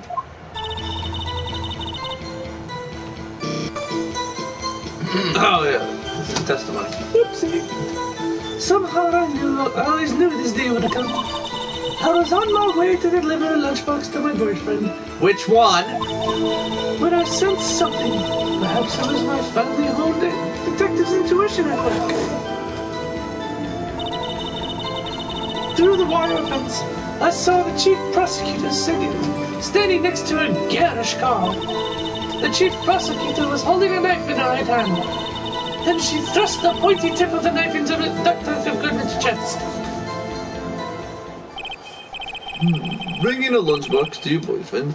How touching! Now that you realize she has two of them, Yeah. then it becomes highly suspect. Too high. As you can see, there is no reason for doubt.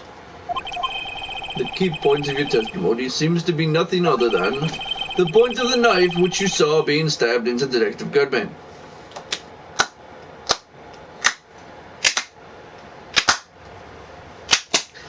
Aha! Aha!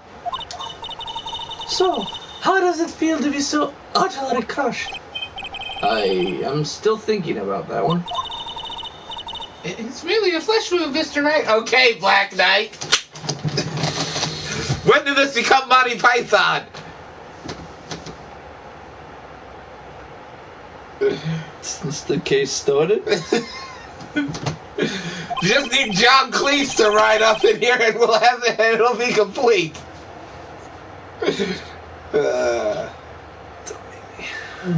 Don't make me Well, what? Mr. Wright, you may cross-examine the witness. Don't make you what? Just because of that, you now have John Cleese being a character. This is a count. You have to pick which character you're going to do it with. Oh, I didn't know. This character we haven't seen yet. How did you know? I respect the prosecutor's basic abhorrence of crime, yet their methods are ugly and twisted. Twisted methods will always lead to tragedy.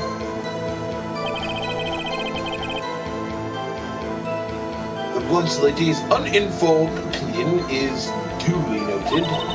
Given that they're used to releasing inconvenient evidence at their whim. Killing off a detective that knew too much is merely an extension of that. Mister, do you have something personal against prosecutors? I felt that I had found my dream job when I became an investigator.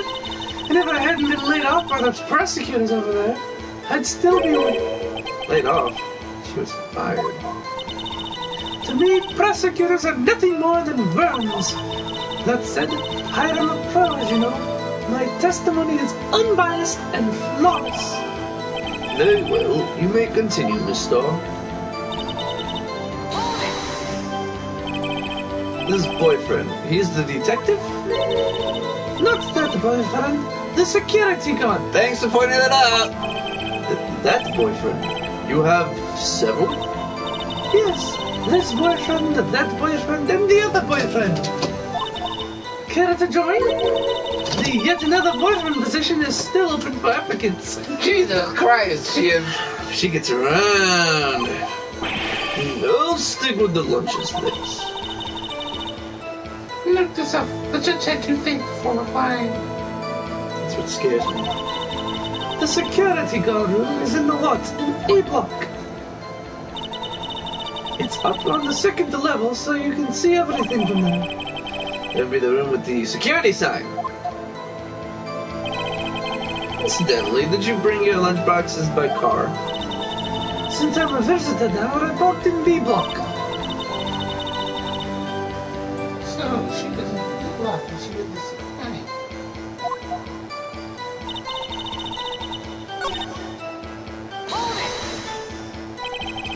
By garage car, you mean? Mr. Edgeworth. That's fine.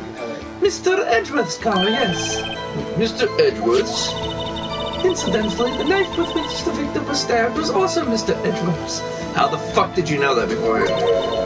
Wasn't it? Oh yeah. Try acting fucking innocent, bitch. Indeed, it was. What an odd case this is. And the person you saw, you're sure was the defendant? I saw no further than 30 feet away. I'm certain it was her. If she's telling the truth, we're doomed. Let's just do what we can. Even if we don't have any proof, we can always nitpick. Witness! In your testimony, you clearly stated the following. Prosecutors are nothing more than worms. Ergo, you are a biased witness. You might want to keep those silly opinions to yourself in the future, Rookie. Huh? Rookie? Unless you're willing to risk the consequences of doubting me. I'll fry you like a fritter. Crispy on the outside, chewy on the inside. That was inspiring. I believe I've heard that tagline elsewhere. You could cry plagiarism. I may be relegated to the lowly post of lunch lady, but my instincts are home. Photograph? You took this. Why am I sounding Russian again? I can't change my accent that quickly, apparently. The moment I witnessed the crime, my reflexes took over and snap! I took a photo. In fact, one of my lunchboxes is rigged with a camera. I suppose it's more exciting than just hanging it around your neck. Witness, why am I only seeing this photograph just now? You think I'd show it to you, a prosecutor? Think again. My boyfriend works in the photography division of criminal affairs. Is that the detective? Well, this is most certainly the defendant. Oh, that is unmistakably Lana Sky. So, what was the defendant doing at the time?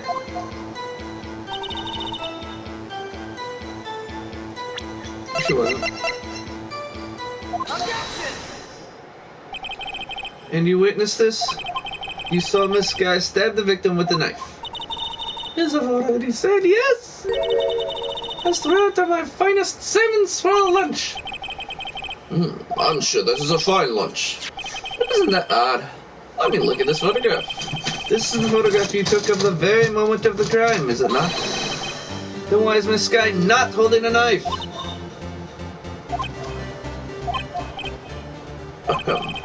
Mr. Edgeworth, your thoughts?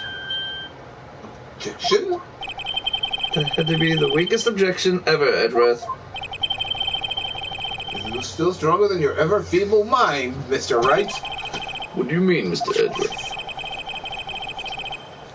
This photograph was not taken the moment before the stabbing. This was taken after the stabbing. And how can you tell that? And how can you tell that? Blood splatter. Huh? See the dark crimson stains on the chief prosecutor's coat? But it's a black and white photograph! Oh, yes, it's hard to tell, but this could be blood. Well, Mr. Wright, I see no problem here. No problem, except... Oh, wait, that's you. Mr. Wright, Are you going to just sit there and take that kind of abuse? You got a better idea? Wait, that contradicts what the witness said in her testimony. Namely, that she took the picture the moment she witnessed the crime. But it seems I was slightly unclear. My apologies. That's it? If you run out of lunch, you order seconds. Problem solved. If you don't like it, try ordering the jumbo-sized lunch from the get-go. Good advice. I'm not sure I understand it, but good advice. I didn't have time to stop him. Prosecutor is cold, calculating, like a robot. She killed without pain or remorse. It was a premeditated murder. Premeditated? How do you know? Look at the chief prosecutor's hands in that photograph. Well, aren't those gloves? Surgical gloves, made of thin rubber, most likely. Why would she have those on? If it was not premeditated, she would not be wearing those gloves.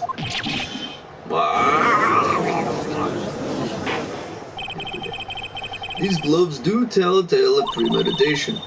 Premeditated murder. A serious offense. Witness, add this to your testimony. The murder was planned. The rubber gloves prove it. Really? 'Cause I doubt it.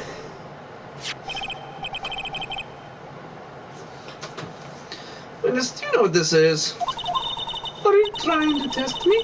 I sell boxed lunches for a living, you know. That's a knife. The knife. The knife that was in Mr. Edgeworth's trunk. Indeed, it is my knife.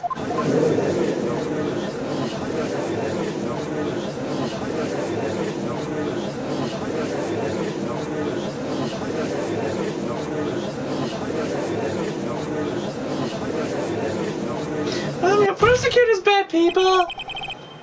The defense has a request. We ask that the witness provide an accurate testimony. What's that, rookie?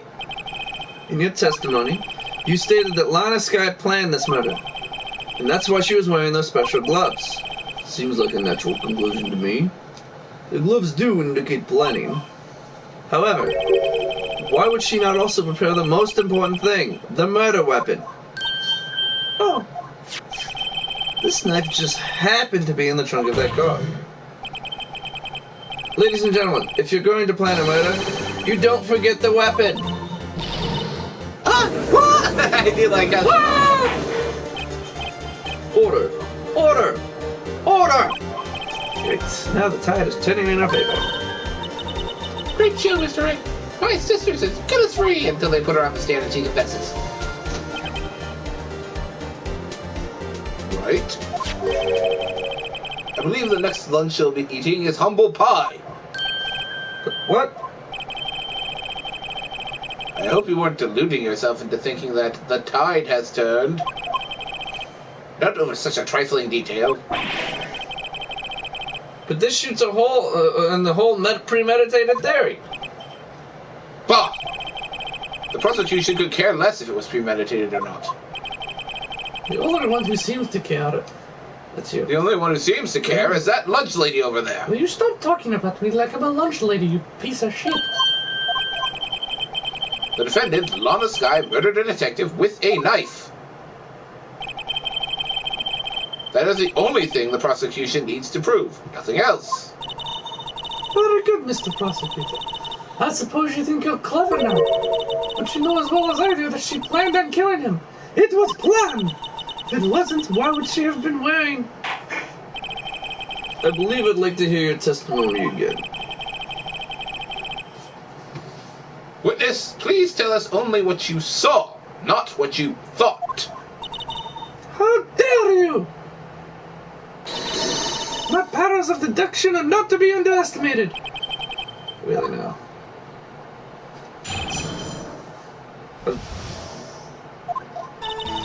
Lana Skye intended to murder Detective Goodman. That's why she called the victim all the way to the prosecutor's office. I'm sure the chief prosecutor had a grudge against the victim. Nothing else could drive that human machine to plunge the knife in again and again.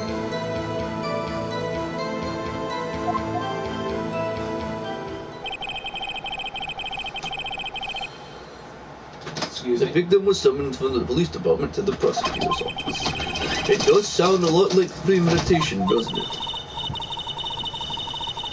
So if I ordered a pizza, does that mean I'm planning to kill the delivery boy? Emma, why? In any case, the defense may not cross-examine the witness.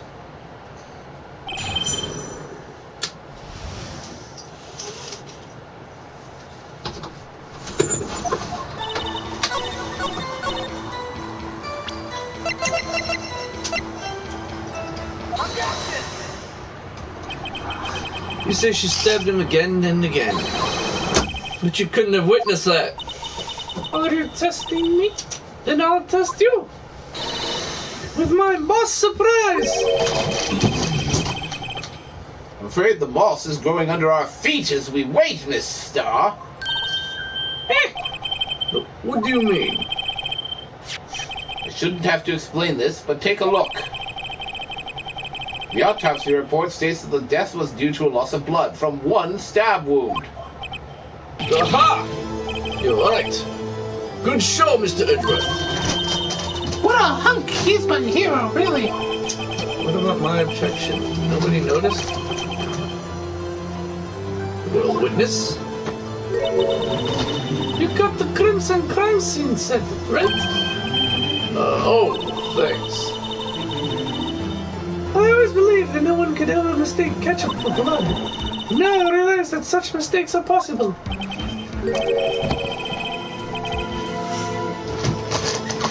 So you're saying you mistook something for blood? When she lifted her knife, I thought I saw blood at her breast. Titties. Splattered blood from her victim. That's why I thought she must have stabbed him at least twice. Then tell us what you saw that you thought was blood. Testify.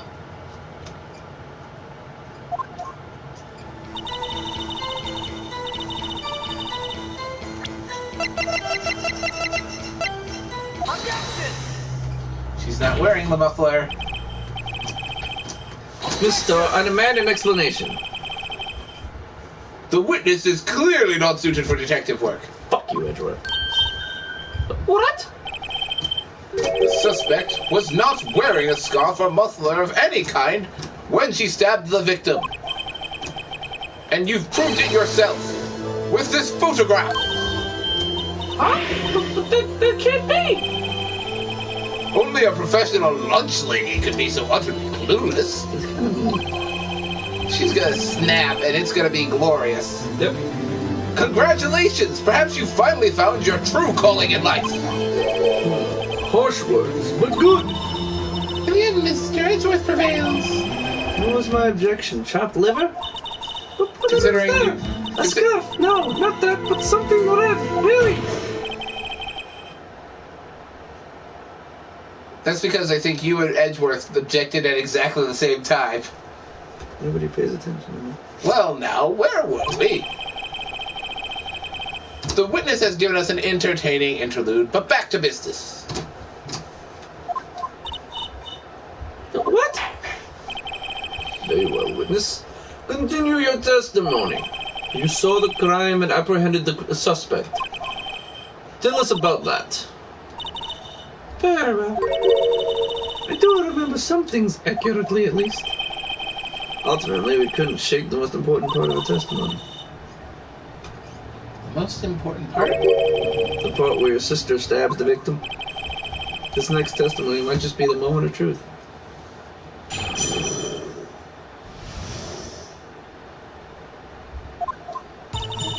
After the murder, the suspect attempted to run behind a partition off to her side.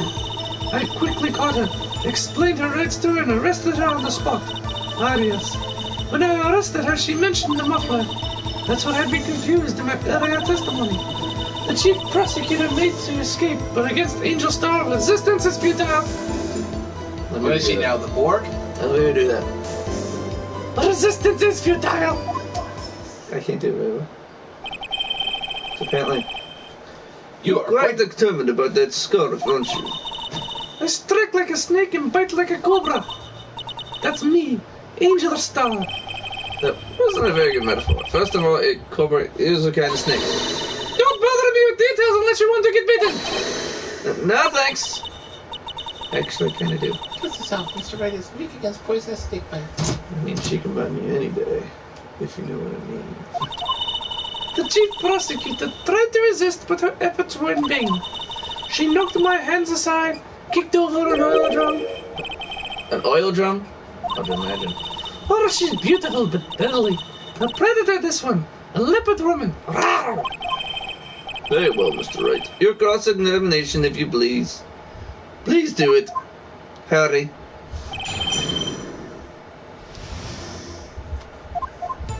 I have to say, what oil drum?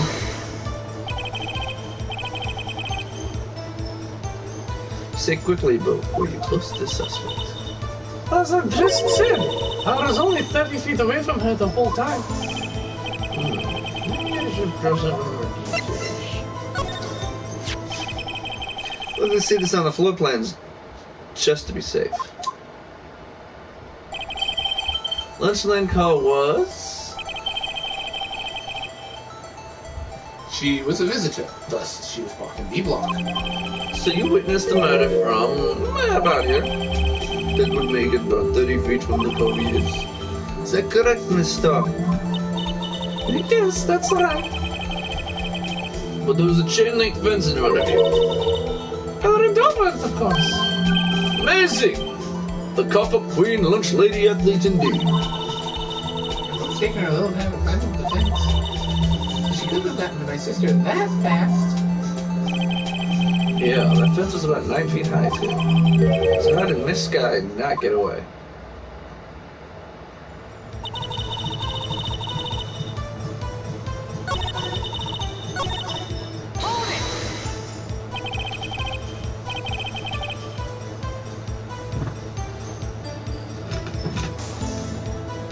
Yo. I don't know. Think of something. She mentioned the muffler. What exactly did she say? If I remembered exactly, I would have told you about testimony. She. Anyway, all I heard her say was the word muffler. Just that one word. So, what you heard wasn't the suspect talking to you, it was someone else. The chief prosecutor was talking on her phone. She can't mean... Her phone? Do you mean this cell phone discovered at the scene, at the crime scene? Yes, ultimately. Stop being on your phone. Ultimately, My memory. It's like a salmon heading upstream, you see. No, the court doesn't see, Mr. Sarah. The chief prosecutor first attempted to use the phone hanging on the wall. On the wall? That's right. Near the car, there was an emergency phone on the wall. Apparently, it was out of order. And so she used her cell phone. indeed, the emergency phone was out of order that day. What's an emergency? Yeah, really. It's not much good of an emergency phone. Good witnessing, witness. Good witness? Whatever happened to good testifying? You should, of course, add this to your testimony. Things I do to please this rookie defense team. Speaking of pleasure.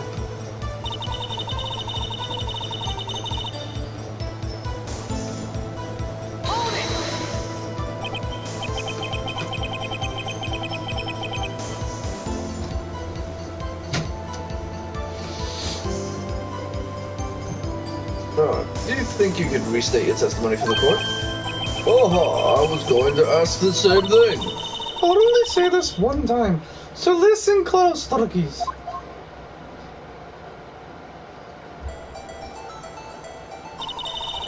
The chief prosecutor stabbed the victim and ran behind the partition.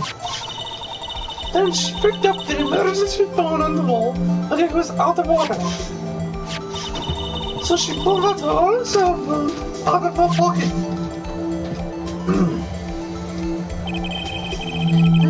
And during that time, you climbed over the chain link fence. I fully grabbed her arm, the chief prosecutor hung up her phone. And you saw her doing this. What is it, Mr. Wright?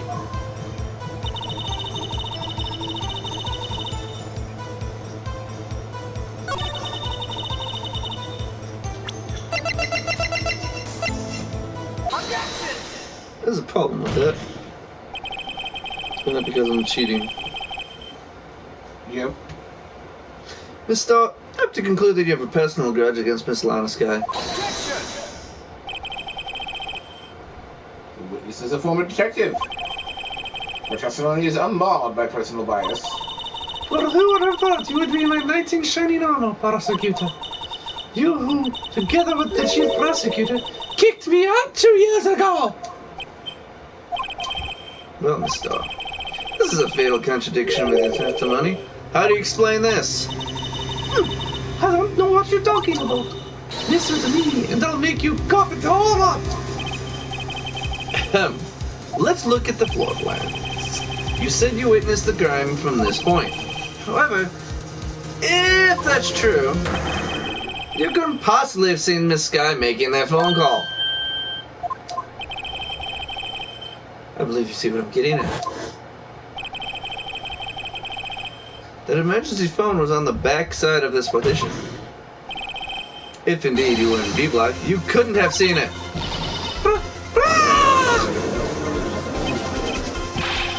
Order. Order. What is the meaning of this? It's simple, Your Honor. She's not coughing up lunch, she's coughing up lies. That was not supposed to sound at all seductive in any way. Quite a claim, Mr. Wright. Perhaps you will allow me a question? Tell us exactly what lie this witness has told the court. Here's where the counterattack begins. I can't afford to get this wrong. The witness lied about... That's what she saw, right? Yeah. Miss Sky tried to use the emergency phone, but it was out of order. What is significant about this fact? Nothing. Therefore, it would be pointless for Miss Starr to lie about it. Pointless to lie? I see. Let's say the witness did actually see Miss Sky using the emergency phone. It would mean Miss Starr witnessed the crime from a different location. Different location? Now that's a pointless lie if I ever heard one. Before you call my lie pointless, at least let me tell it. Let me ask a question to our clever wordsmith, Mr. Wright. Just where was the witness when she saw the crime? This testimony we heard points in one direction. I know where it's at. Where do you think it's at? She has to be either in the security room or... She's there. Think about it. It sits over top of everything. This is the only place she could have been. The security guard room. Indeed, the security room of the underground parking lot is well positioned. It's built on the second floor, so you can see the entire lot. She would have been able to see the emergency phone from there. But why there? There are many other places where she could have seen the phone. And in this case, Your Honor, the witness, not being part of the prosecutor's office, couldn't park in A block. The only place where she could have seen the crime in the back of the partition is here. Remember in your testimony you said you brought a lunch to your boyfriend in the security guard room, yes? Well, Miss Starr? How many years have I been getting the better of men? To think that the tables could be turned. Today a man has got the better of Angel Star. And my giant titties. Yo. Order! Order! Witness!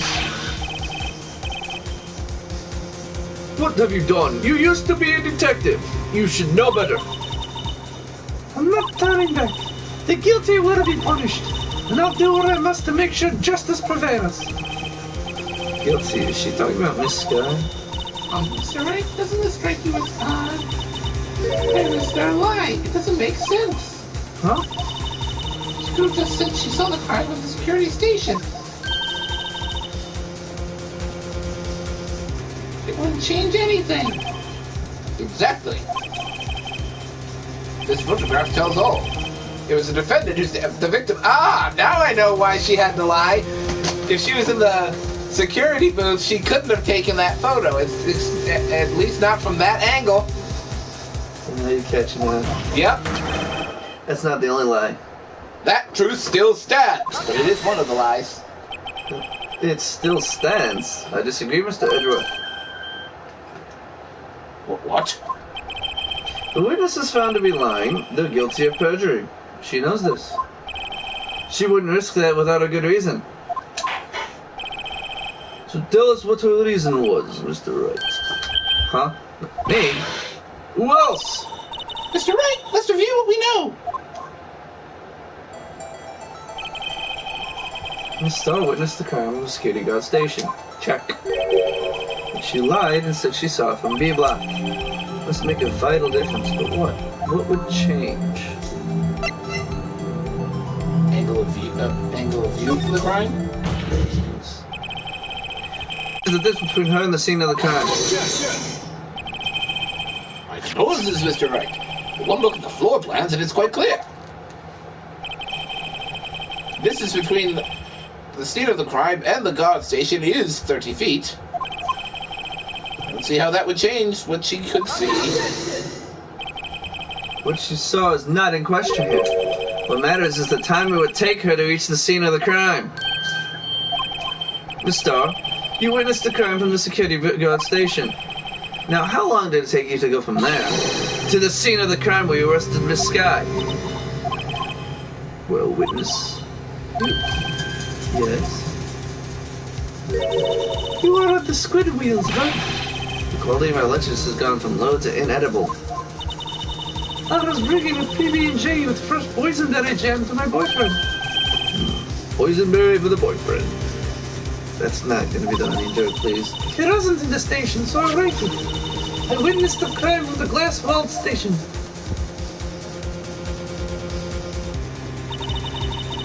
Before I knew what I was doing, I found myself running towards the scene. But the door was locked. I couldn't open it.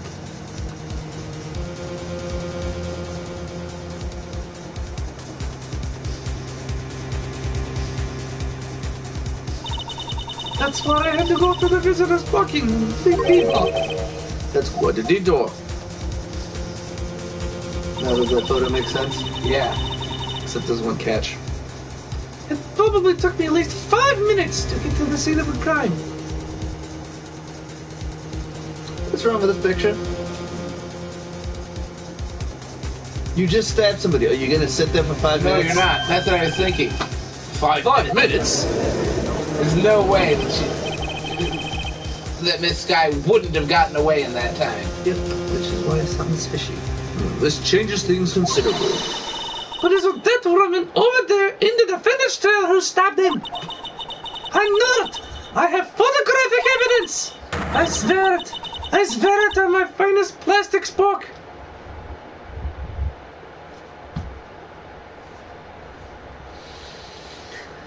No, Brian, you just shut up at this moment. You have a point. And the spork is a wonderful invention. I agree with him. It's a great invention. What it has to do with this case, I don't know. Would you like another caviar lunch? Absolutely! Apparently Judge is lunching again. Uh-oh.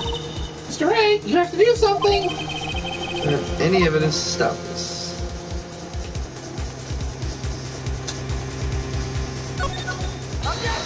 Here we go. Controller getting sticky. 5 minutes between witnessing of the murder and the arrest. Think about it. You could make pasta in that amount of time. If you like it al dente. I've got lunch boxes that type pasta into nuts, rookie. A 5 minute blank. Isn't that strange? Strange? If you were a criminal, what would you do with 5 minutes, Your Honor? Well, I guess I'd leave the scene. Hey! Don't get the wrong idea. I didn't kill anyone. But you have the instincts of a killer. You would run. But this time was different. Miss Skye dolled up at the scene of the crime. She even had her picture taken. No true criminal would act this way. It's inconceivable.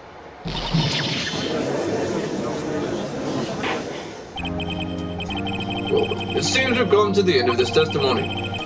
The witness has a grudge against the defendant in a blanketed testimony. Mr. Edgeworth, is the next witness ready to go? Unfortunately.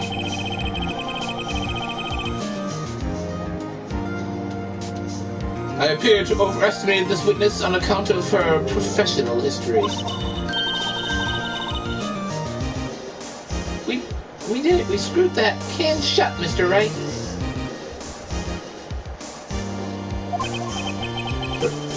That was too close.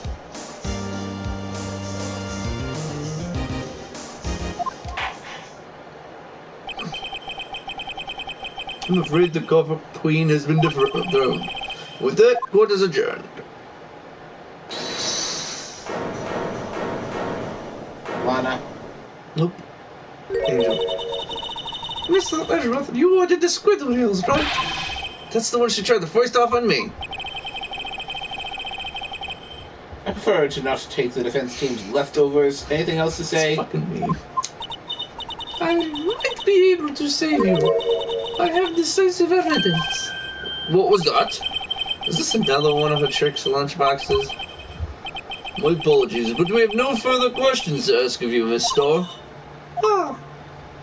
Is this your jumbo lunchbox? Woohoo! A triple-decker!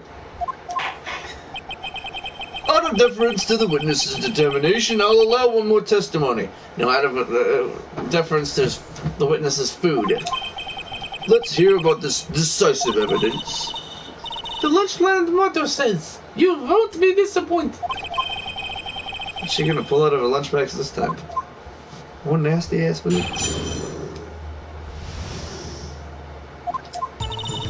I should have mentioned those 5 minutes when I wasn't looking at the crime scene. And now, to the matter of the victim's shoe. Did I not bring this up? 2 types of blood were found on the shoe. One was, of course, the victim's, and the other blood type matched that of the defendant, Miss Lana Sky. The shoe proves it. It's flawless, decisive evidence. What? There was blood found on that shoe?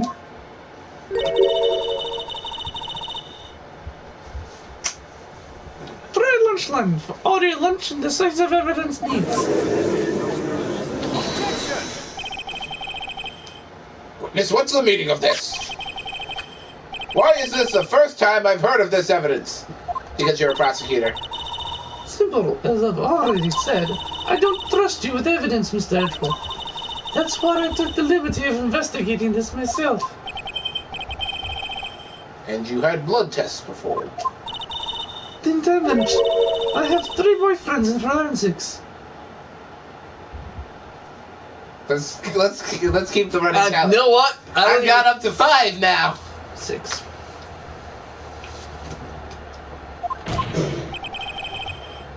In any case, Your Honor, I can't accept this as evidence. What? You must know the 2 rules of evidence law. Rule number 1. No evidence shall be shown without the approval of the police department. In other words, this shoe is illegal evidence, at least for the time being. Is that right, Mr. Wright? It seems so. Edgeworth sure is celebrating. Not so fast, Mr. Edgeworth. Don't forget, I used to be a detective. As I mentioned previously, this shoe has already been tested by a member of the forensic department. As you can see, it was approved by the police department as of today. Even the general public can produce official evidence, Mr. Edgeworth. I'm gonna make this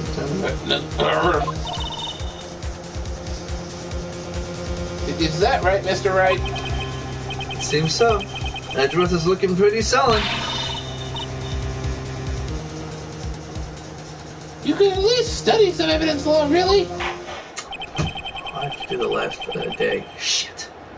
The prosecution's complaints notwithstanding, it appears this evidence satisfies the first rule of evidence law.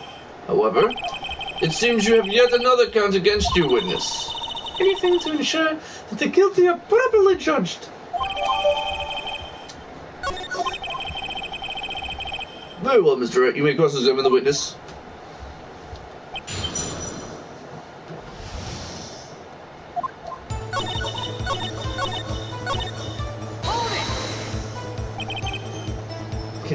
humans go through without a fight. You ordered the pepperoni fish guts, right? Some like it hot, Mr. Wright. Some like your client. She's in enough hot water to make a whole vat of soup. Mr. Wright, do you or don't you have a problem with this shoe? Problem. I'm not imagining things. I'd say there's one critical problem with this evidence. A clear contradiction. A gleam in your eye? The gleam in your eye.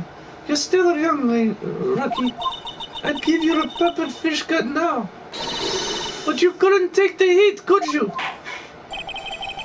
Let's hear what Mr. Wright has to say. What is contradictory about the victim's shoe?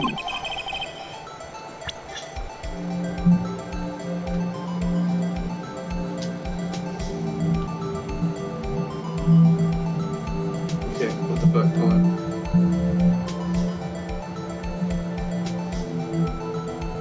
Oh yeah, I'm hitting X because I'm forgetting to check it instead of hitting triangle.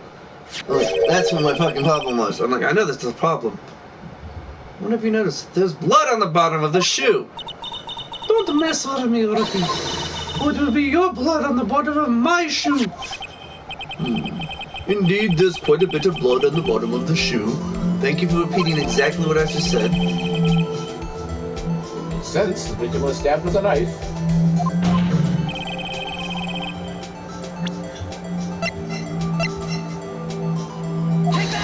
What's the possibly contradictory about blood at the bottom of the shoe?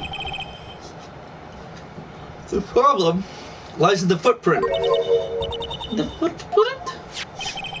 Not that the bottom of the victim's shoe is covered in blood. Why am I the judge now? Then, isn't it strange? Why weren't any bloody footprints found by the scene of the crime? Whoa! As you can see, there were no traces of any such footprints at the scene of the crime. That contradicts your claim about this shoe. This picture only shows part of the floor, so there could have been bloody footprints. Then where are they, Mr. Edgeworth? Because we checked the scene and found nothing of the sort.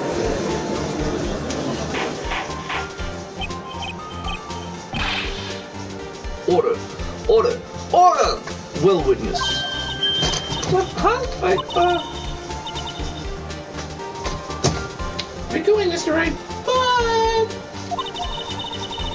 if that's true, that the lack of footprints of a footprint is a contradiction, then we have to ask why there wasn't a footprint.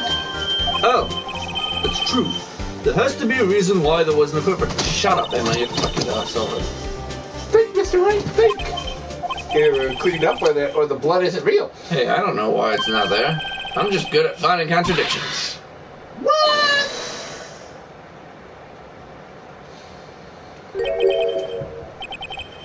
I see, now I get it. Get what?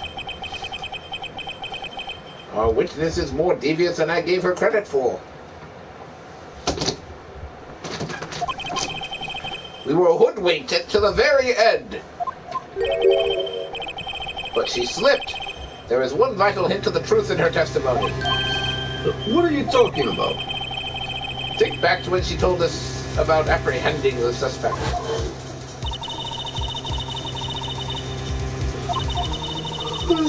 That was one thing. She knocked my hands aside, kicked over an oil drum. Oh, she's beautiful but deadly. A predator, this one. A limpid woman. Rawr.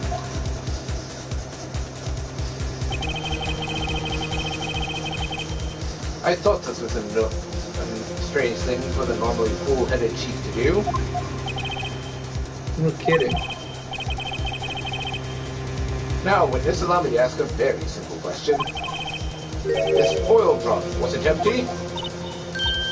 Oh, that, I'm not sure I like your attitude, Mr. Edward. Apparently, you're not the slowest conveyor belt at the lunchbox factory. Witness, well, was the oil drum empty? The oil drum kicked over by the chief prosecutor was brimming with water. Water? What does that mean? Still don't get it, Mr. Wright? Do you want to know the reason she knocked it over? The real reason? Aha! You know what I mean. Yes, the suspect knocked over that oil drum for one reason and one reason alone. To erase the bloodstains that would have become evidence against her.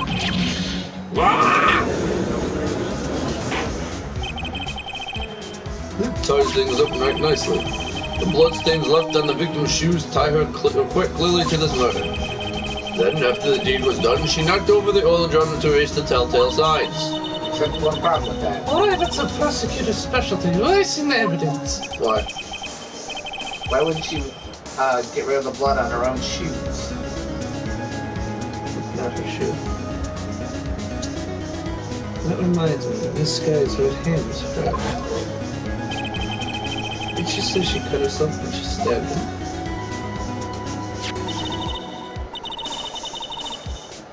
So that's where my sister's blood got on the shoe. Yeah, not her shoe.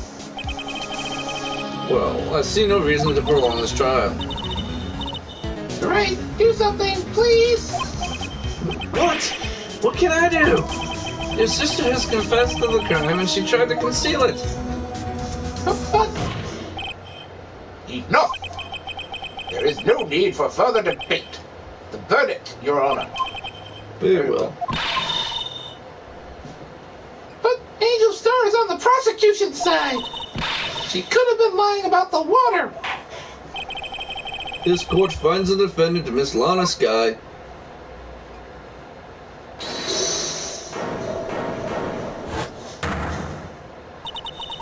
It's okay.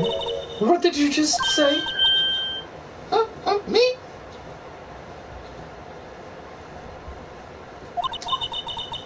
Did you say that I, Angel Star, was on the prosecution side?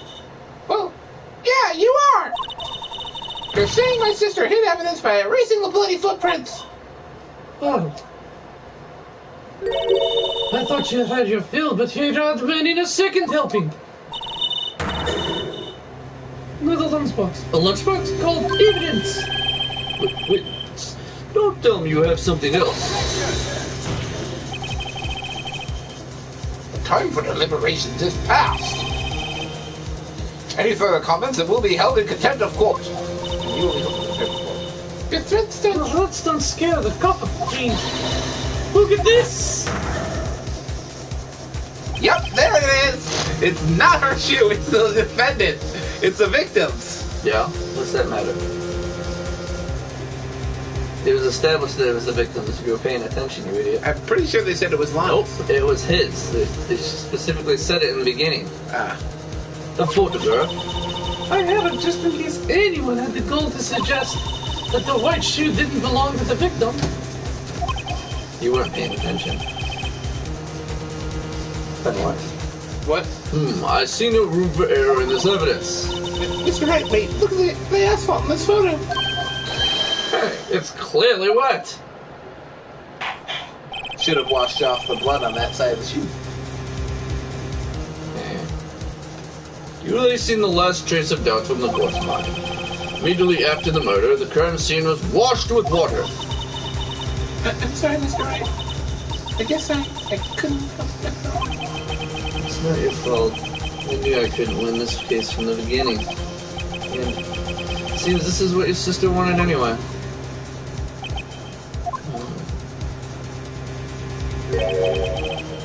I'm sorry, Mia.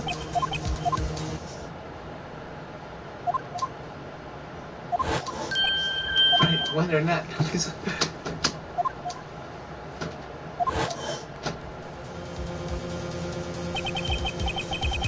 the last piece of evidence. Very well. This time I'd like to declare a verdict for good.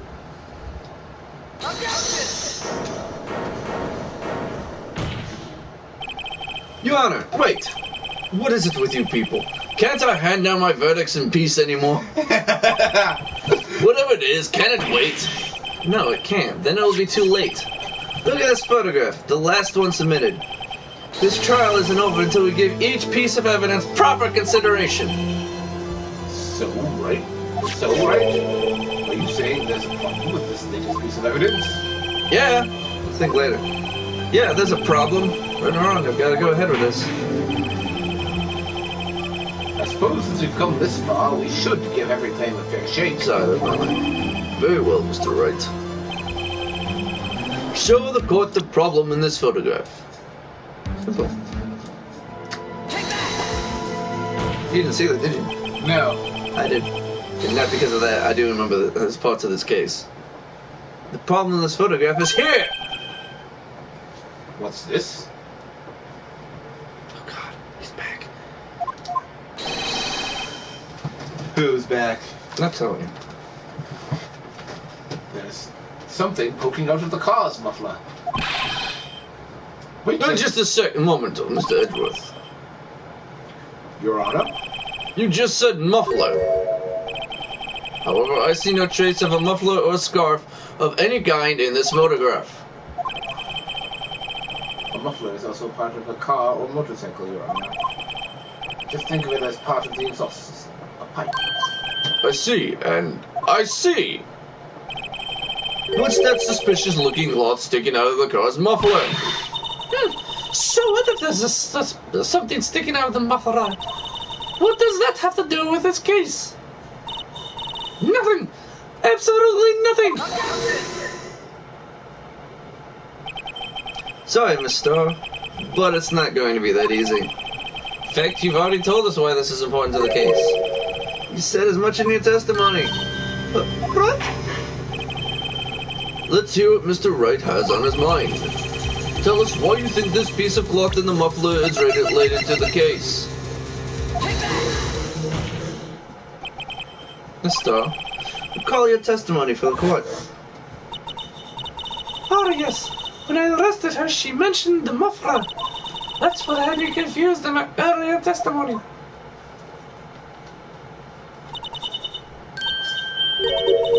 Yo. Muffler! Could it be that the muffler you heard mentioned was actually this exhaust pipe?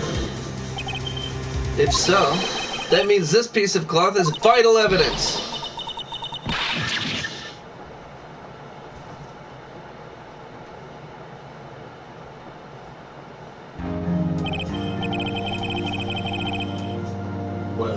Well, it seems we'll have to suspend the proceedings. Suspend! I find myself wondering about that piece of cloth.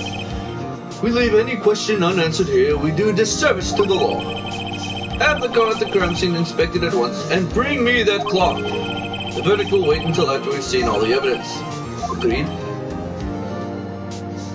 I suppose so. That was close.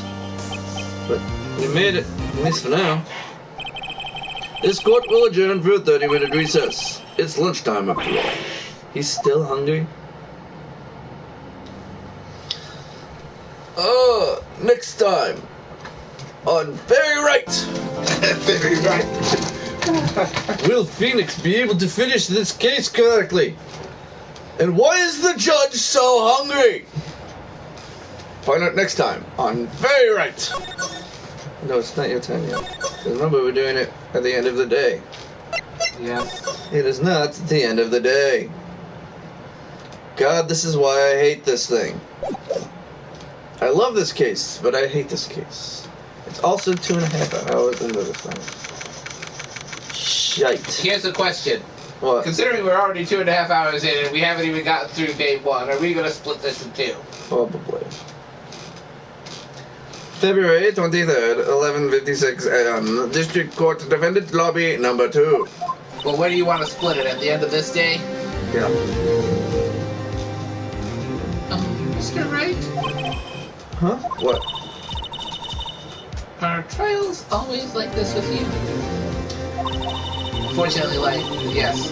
Like you're swimming up from the bottom of a lake about to reach the surface? Fortunately, yes. No matter how hard you paddle, you never seem to get there. Pretty much. Except today, we're swimming in quicksand. Today was swimming in quicksand. So what happened to your sister anyway?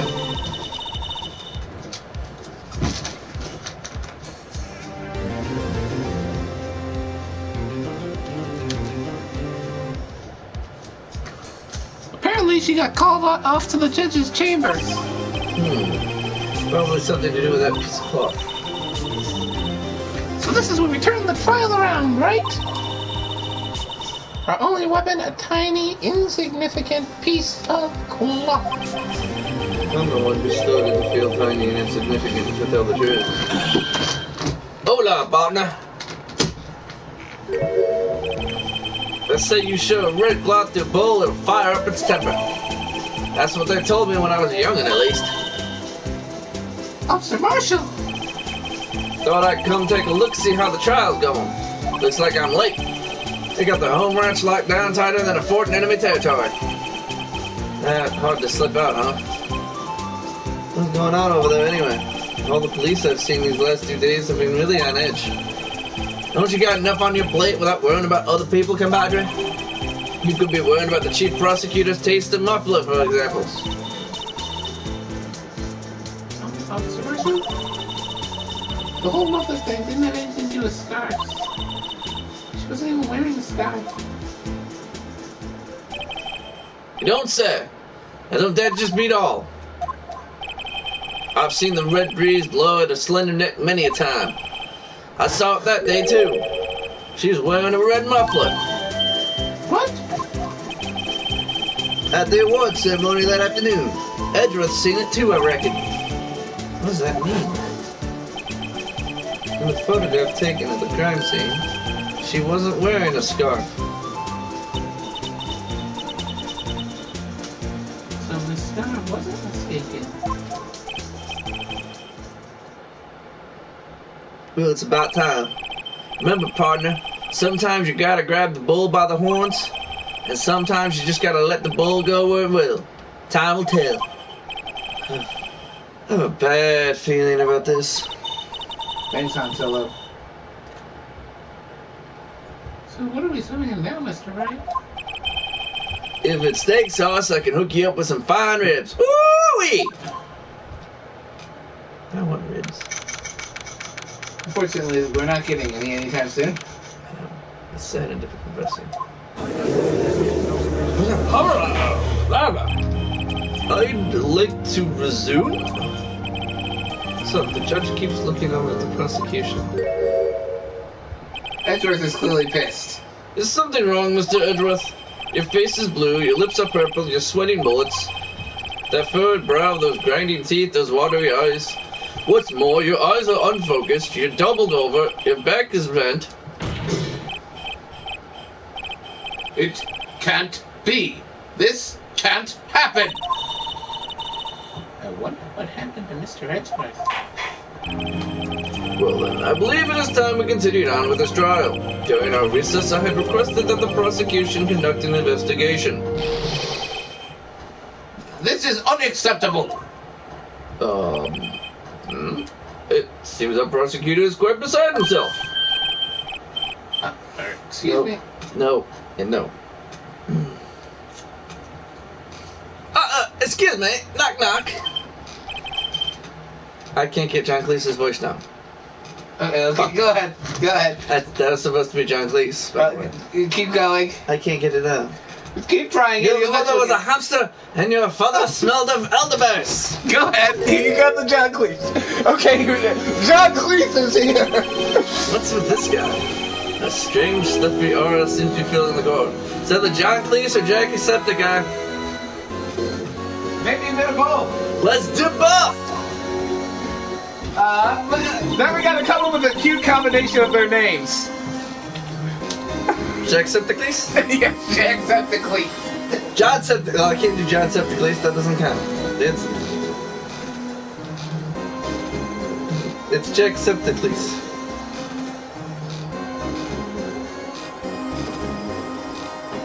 Okay, now you gotta do it as a mix between John Cleese and Jacksepticeye. I can't.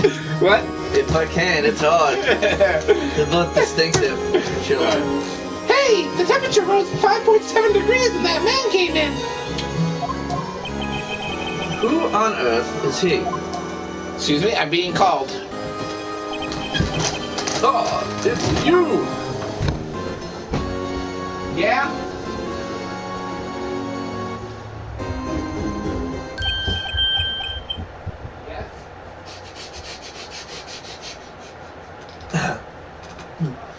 hamster, hamster, hamster. Top of the hamster, top of the hamster, top of the... God, I can't even do it. Sorry, I'm late, Audrey. The roads are packed, it's just me. Long time no see, eh, Audrey? How you been? Swim much these days? Oh, hello. No, I've been so busy.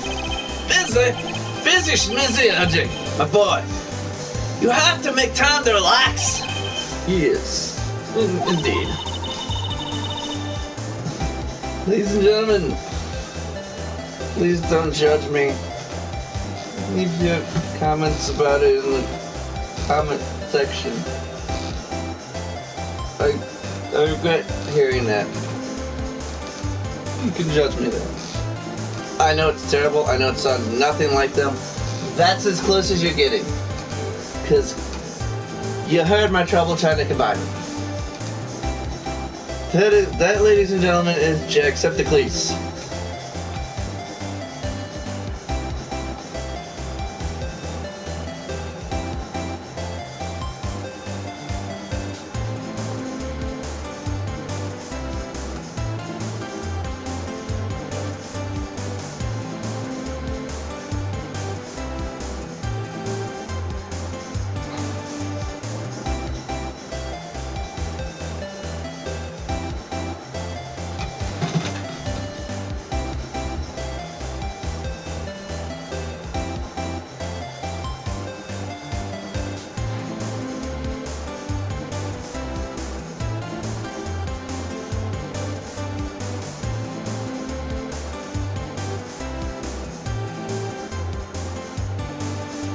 Yeah. That, I want to apologize massively for the horrible thing I've done to you.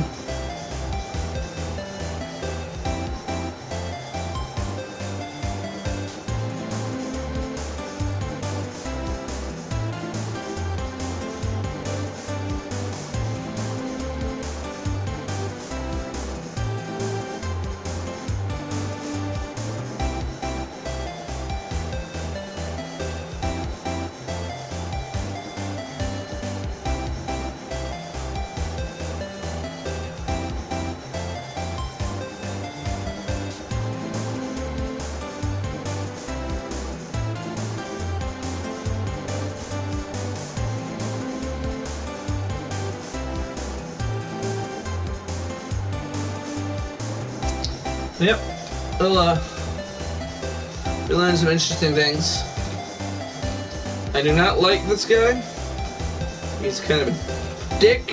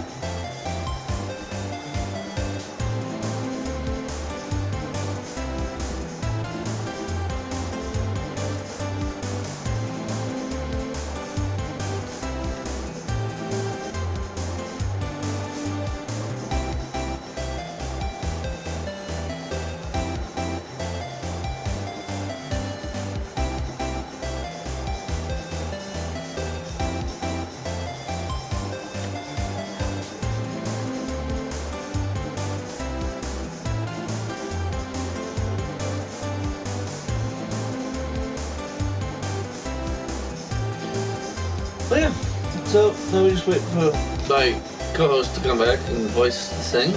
Although I could just skip some of it, but he missed a lot of the story, so it really wouldn't matter. But hey, you know, it works. But I hope you guys are enjoying the series so far. We're enjoying doing it.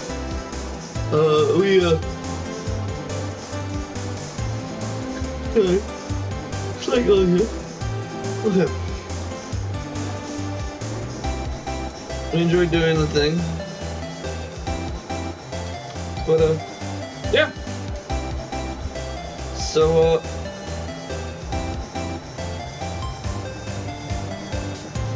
Hold on a second here, I'm checking some stuff up.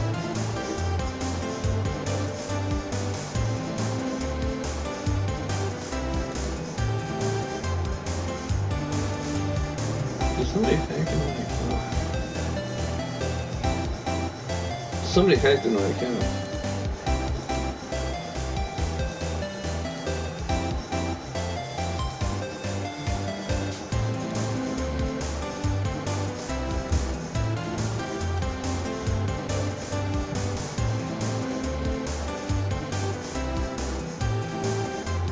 That's weird.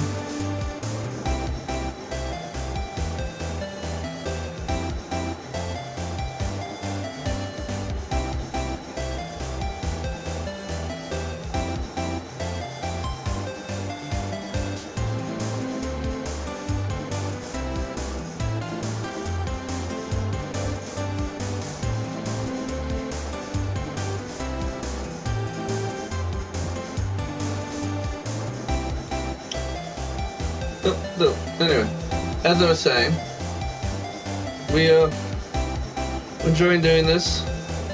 If you guys are enjoying watching us doing this, a lot of things are moving around. We do apologize for taking so long on some of these video uploads.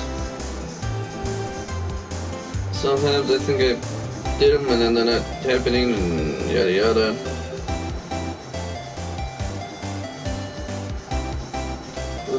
Yeah.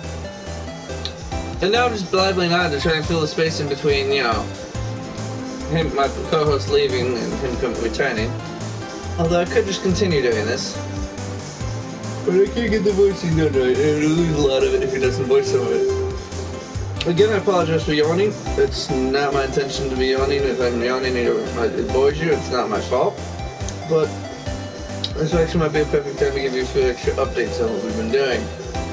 As you've probably noticed, for those of you who follow us on Twitch, we stream at least once a week, usually the same day. Today's a special day to do certain other things.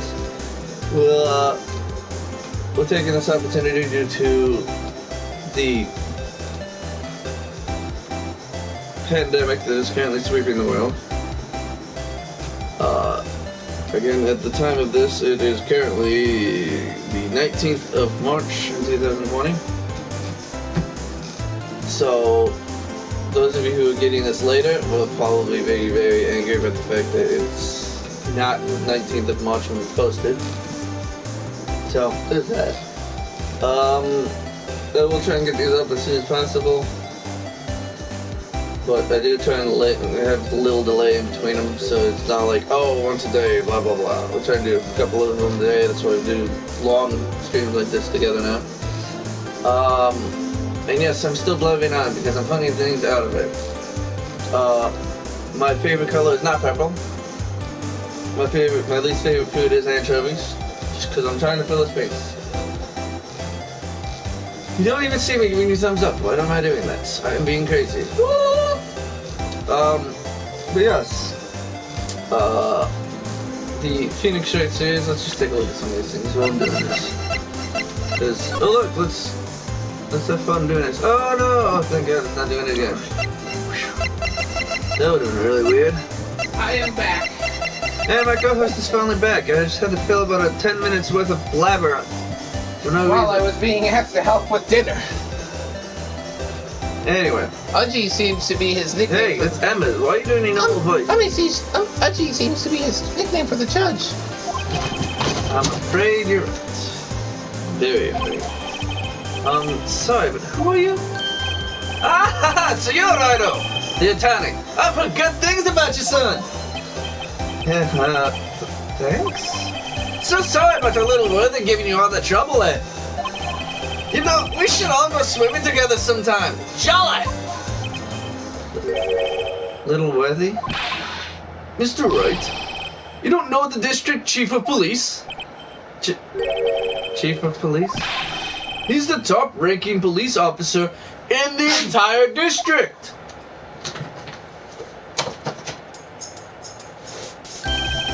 Name's Gart, Damon Gart. Pleased to meet you, everyone. So, to what? Jackseptically. So what do we owe this honor today? It's been over 2 years since you last came to this courtroom, hasn't it? Well, it's weather here. Look at the poor fella. I just thought I'd help out by bringing this. Hey, that's...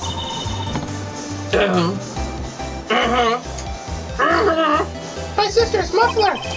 So Miss Starr wasn't just saying things. When the crime occurred, Miss Guy really was wearing that muffler. How many does she fucking have? But to think it was stuffed into that exhaust pipe. Oh, and little Worthy's car, no less.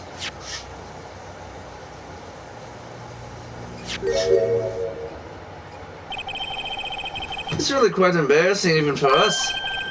What's this? This is what you'd call a switchblade knife. Quite perplexing, this.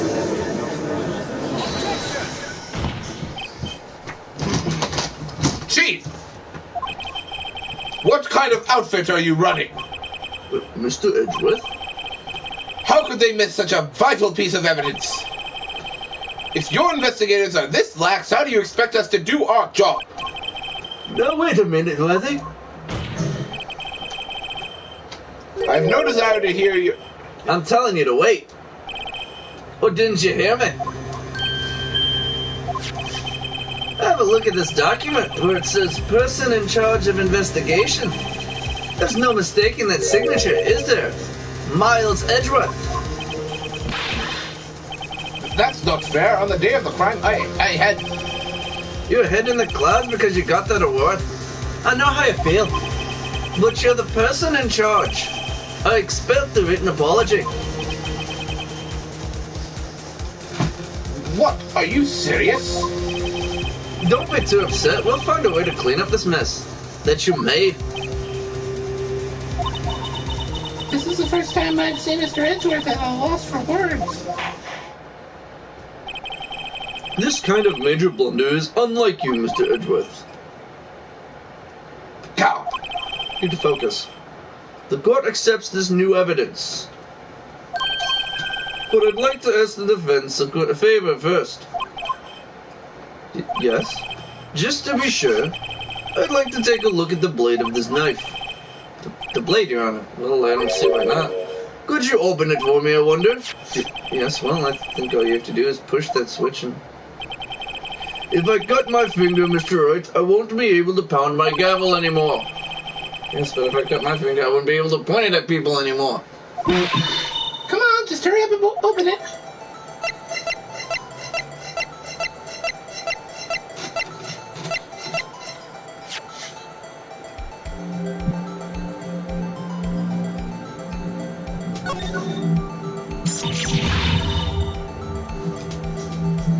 What? Don't scare me like that. I'm the one who's scared. Look at this knife blade. The tip is broken off. This dark red stain. Blood?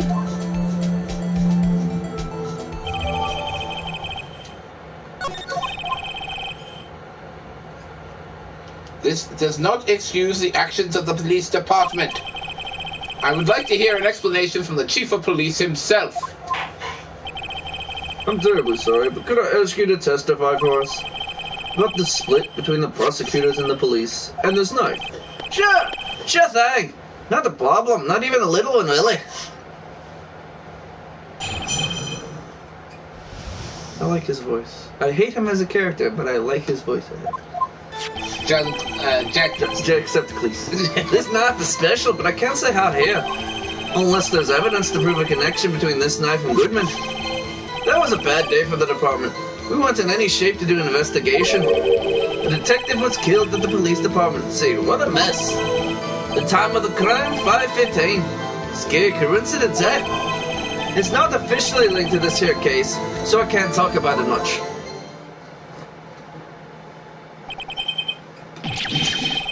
There was a murder at the police department? A detective? That's hush-hush information, Archie. We haven't exactly announced it yet. Wait a second. You said 5:15. That's the exact time that Detective Goodman was killed at the prosecutor's office. Order! Order! Order! Anyway, we're at the department where all are flustered, as you might well assume. We're in the middle of a top secret investigation. Don't tell anyone, okay? I think we understand the police department situation. Well, Mr. Wright, 2 detectives killed at the same time in 2 different places. Chances of that are really slim, scientifically speaking, of course. I'd like to exercise my right to cross-examine the witness. Very well. However, keep your questions focused on the case at hand. David, God. There it is. You know how I know? For those of you who are curious as to how I know, other than the fact that I've played this before. Gee, there's a small tag. I wonder what it's going to say. Oh, it looks like SL9.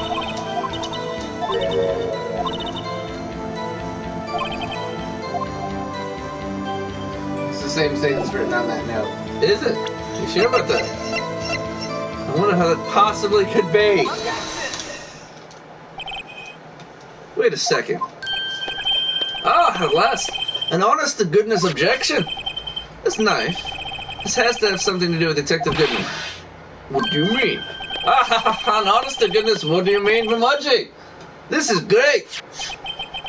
Look at the tag on this knife. It reads SL92. And this is important. Why? Over here we also have the memo that was on the body of the victim. What's this? 6 minus 7s, 12 divided by 2? Your Honor, it's upside down. Upside down? The printed name on the memo makes it look like it's right side up. But turn around and what do you get?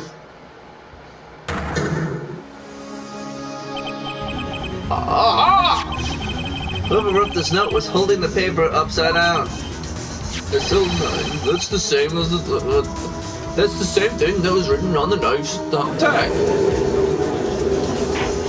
I cannot speak with it, but will give Order, well, Chief? Ah, well, I guess the cat's out of the bag. You win, Wright. I win? What game is this guy playing?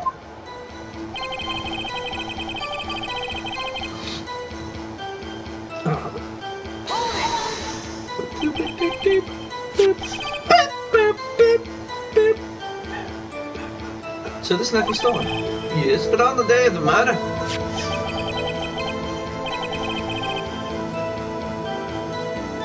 It was evidence, you say? Was it in fact a murder weapon? Nice. Good show, Little Worthy. It was a murder weapon. It was a murder weapon as it happens. It was evidence from a case long since solved. The knife was stolen on the day of the murder, and it was found in the exhaust pipe of Edgeworth's car.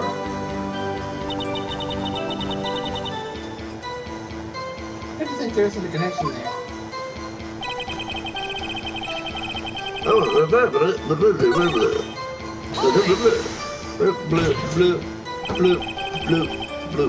the same day that the detective was killed in the prosecutor's parking lot, another detective was killed at the police department? That's a fact. Surprising, isn't it, Archie? I'm at a loss for words. And the perpetrator? Do you have a suspect? Well, there was a suspect. Just arrested him, in fact. Just arrested. That was quick. But there's still a lot of unanswered questions. Maybe you could help, Wido. I suppose I could help if you help me by giving me data on your case. Oh, good one. This kid's sharp. Okay, here's the deal. I'll tell you one thing and one thing only.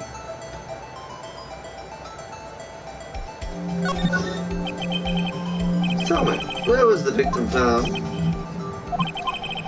Well, I can't speak on where the corpse was found. But I can say the crime took place in the evidence room at the police station. Evidence room? Wait a second. I've heard of that. Evidence room? Didn't he mention that in his testimony just now?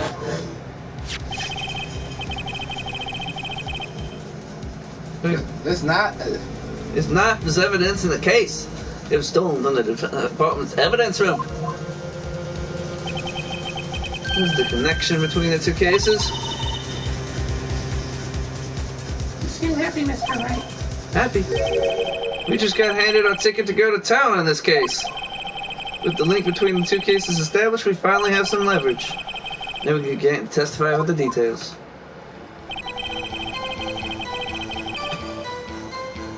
Not officially. That's not it.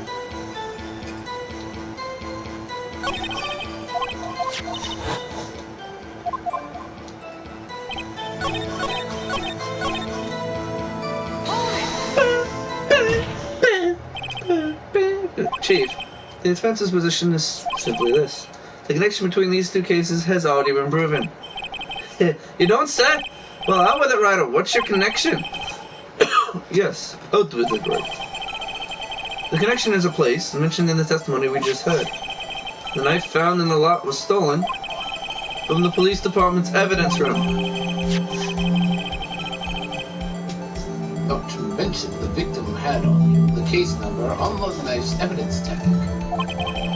We also know that the detective murdered at the police department was killed in that very same evidence room. Indeed. Though there do seem to be too many connections for this to be simply a coincidence.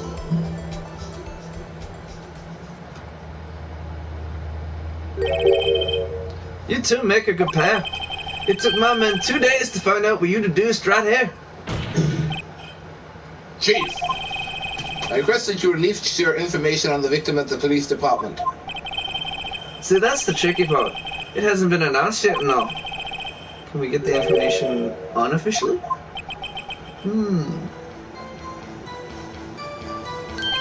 Sure, why not? It's unofficial after all. But really? Who would have guessed?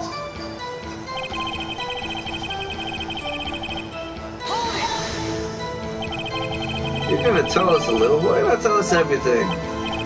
Ah, well, case information is sticky stuff. You have to do everything properly. Oh well, I guess I might as well try to get what I can out of him. Yeah, how about you tell me the victim's ID number? Sure, why not? It's not like you'll be able to tell who it is from that. Of course not. You won't tell me their name after all. We keep a tight lid on ID numbers, so don't go getting your hopes up. The number is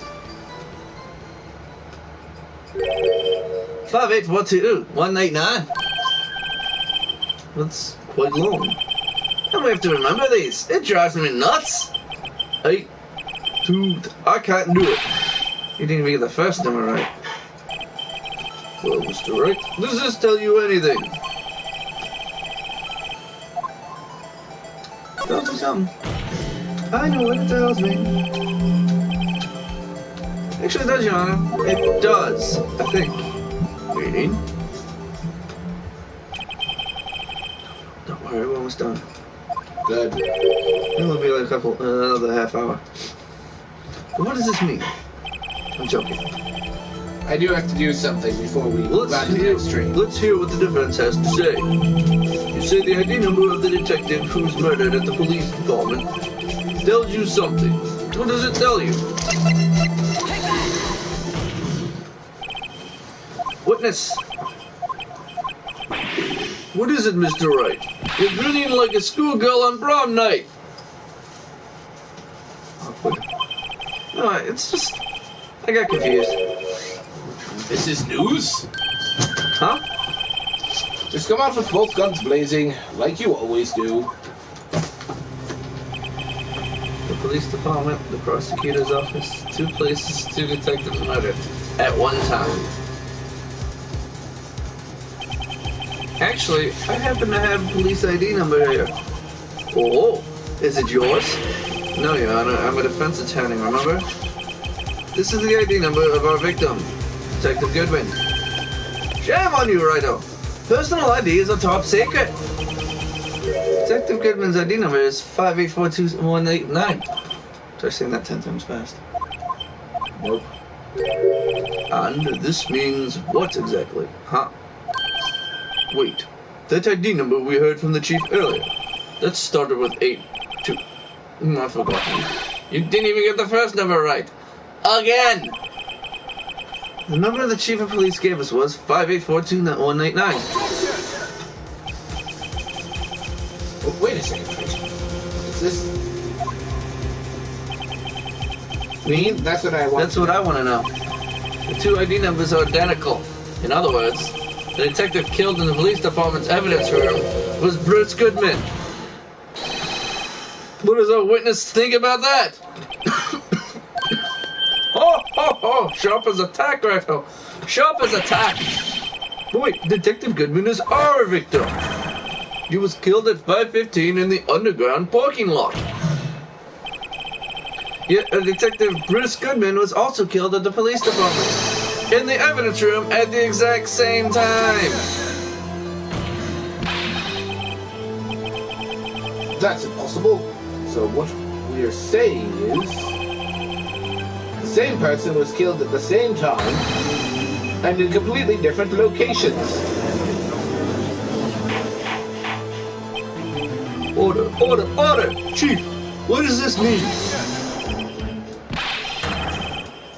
No, what I want to know is why didn't we hear about that?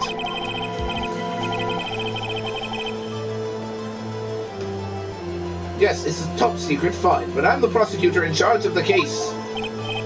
Now, just wait a second, Worthy. No need to get all flustered. Your Honor, the police department has made a grave error in this case. Wait. I said wait. Oh, didn't you hear me? The oversight, the grave error? Mr. Edgeworth, they're yours. What? How? We're done. How dare? We informed you yesterday. I believe it was our officer Meekins who brought you the news. Officer Beacons? Mr. Wright, where have you heard the name before? Wait, that's you. Wait, aha!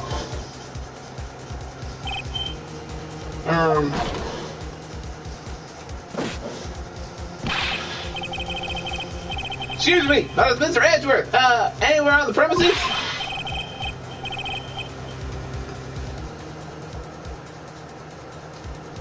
I'm here, sir, at the request of the chief. Sir, I've got your report, sir.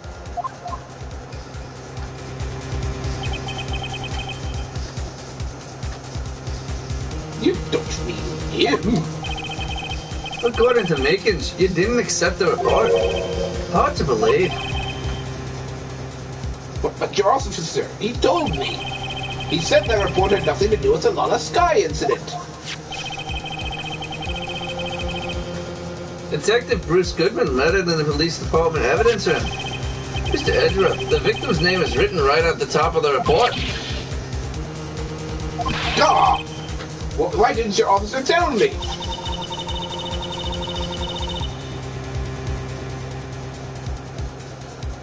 Honestly, I'm not sure that the officer was capable of making the connection. He did seem challenged. In any case, this is a serious error, a gross negligence of duty on your part, Weather. But sir!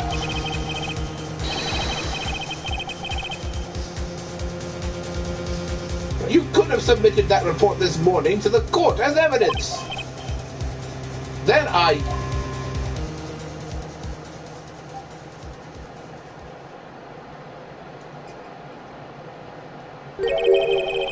No such luck this time, Worthy. What should I say? Unworthy. What? Now, what was the second rule of evidence law? Well, Mr. Wright. Huh? Oh, well, it's, Rule 2, unregistered evidence presented must be relevant to the case on trial. And how is this rule relevant? normally you submit a list of evidence to be used in court for the trial. This report wasn't on that list. So, what does this mean? I couldn't submit this evidence until a connection was proven in the court. The connection was just proven by Wright over here. Good job, Wright, my boy. I was just doing my job. No!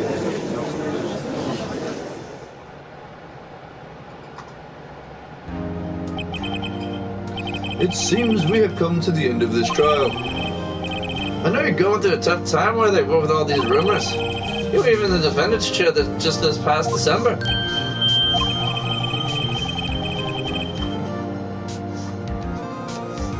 I apologize for the terrible lack of due diligence on my part. Mr. Edgeworth? Please, give me one day.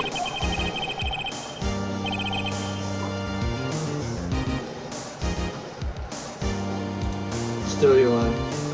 I'll get to the bottom of what happened. If it's the last thing I do.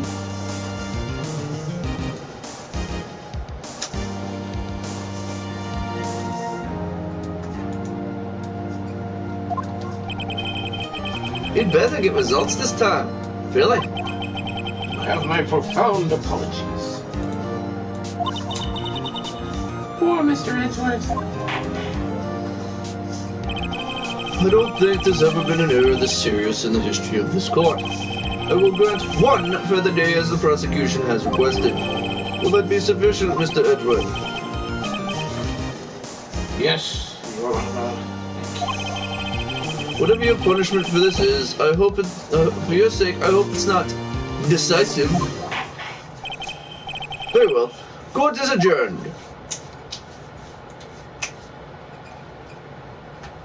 And that... Hold on. If we're doing it for the same day, are we doing it the same show for the same day? Probably. What do I think the show I picked was? What was the show I picked? Do you even remember? Oh yeah, Fairy Wright. Right. Yes. Well, next time on Fairy Wright. What the hell happened? Does anybody That's what I want to know. That's exactly what I'd want to know.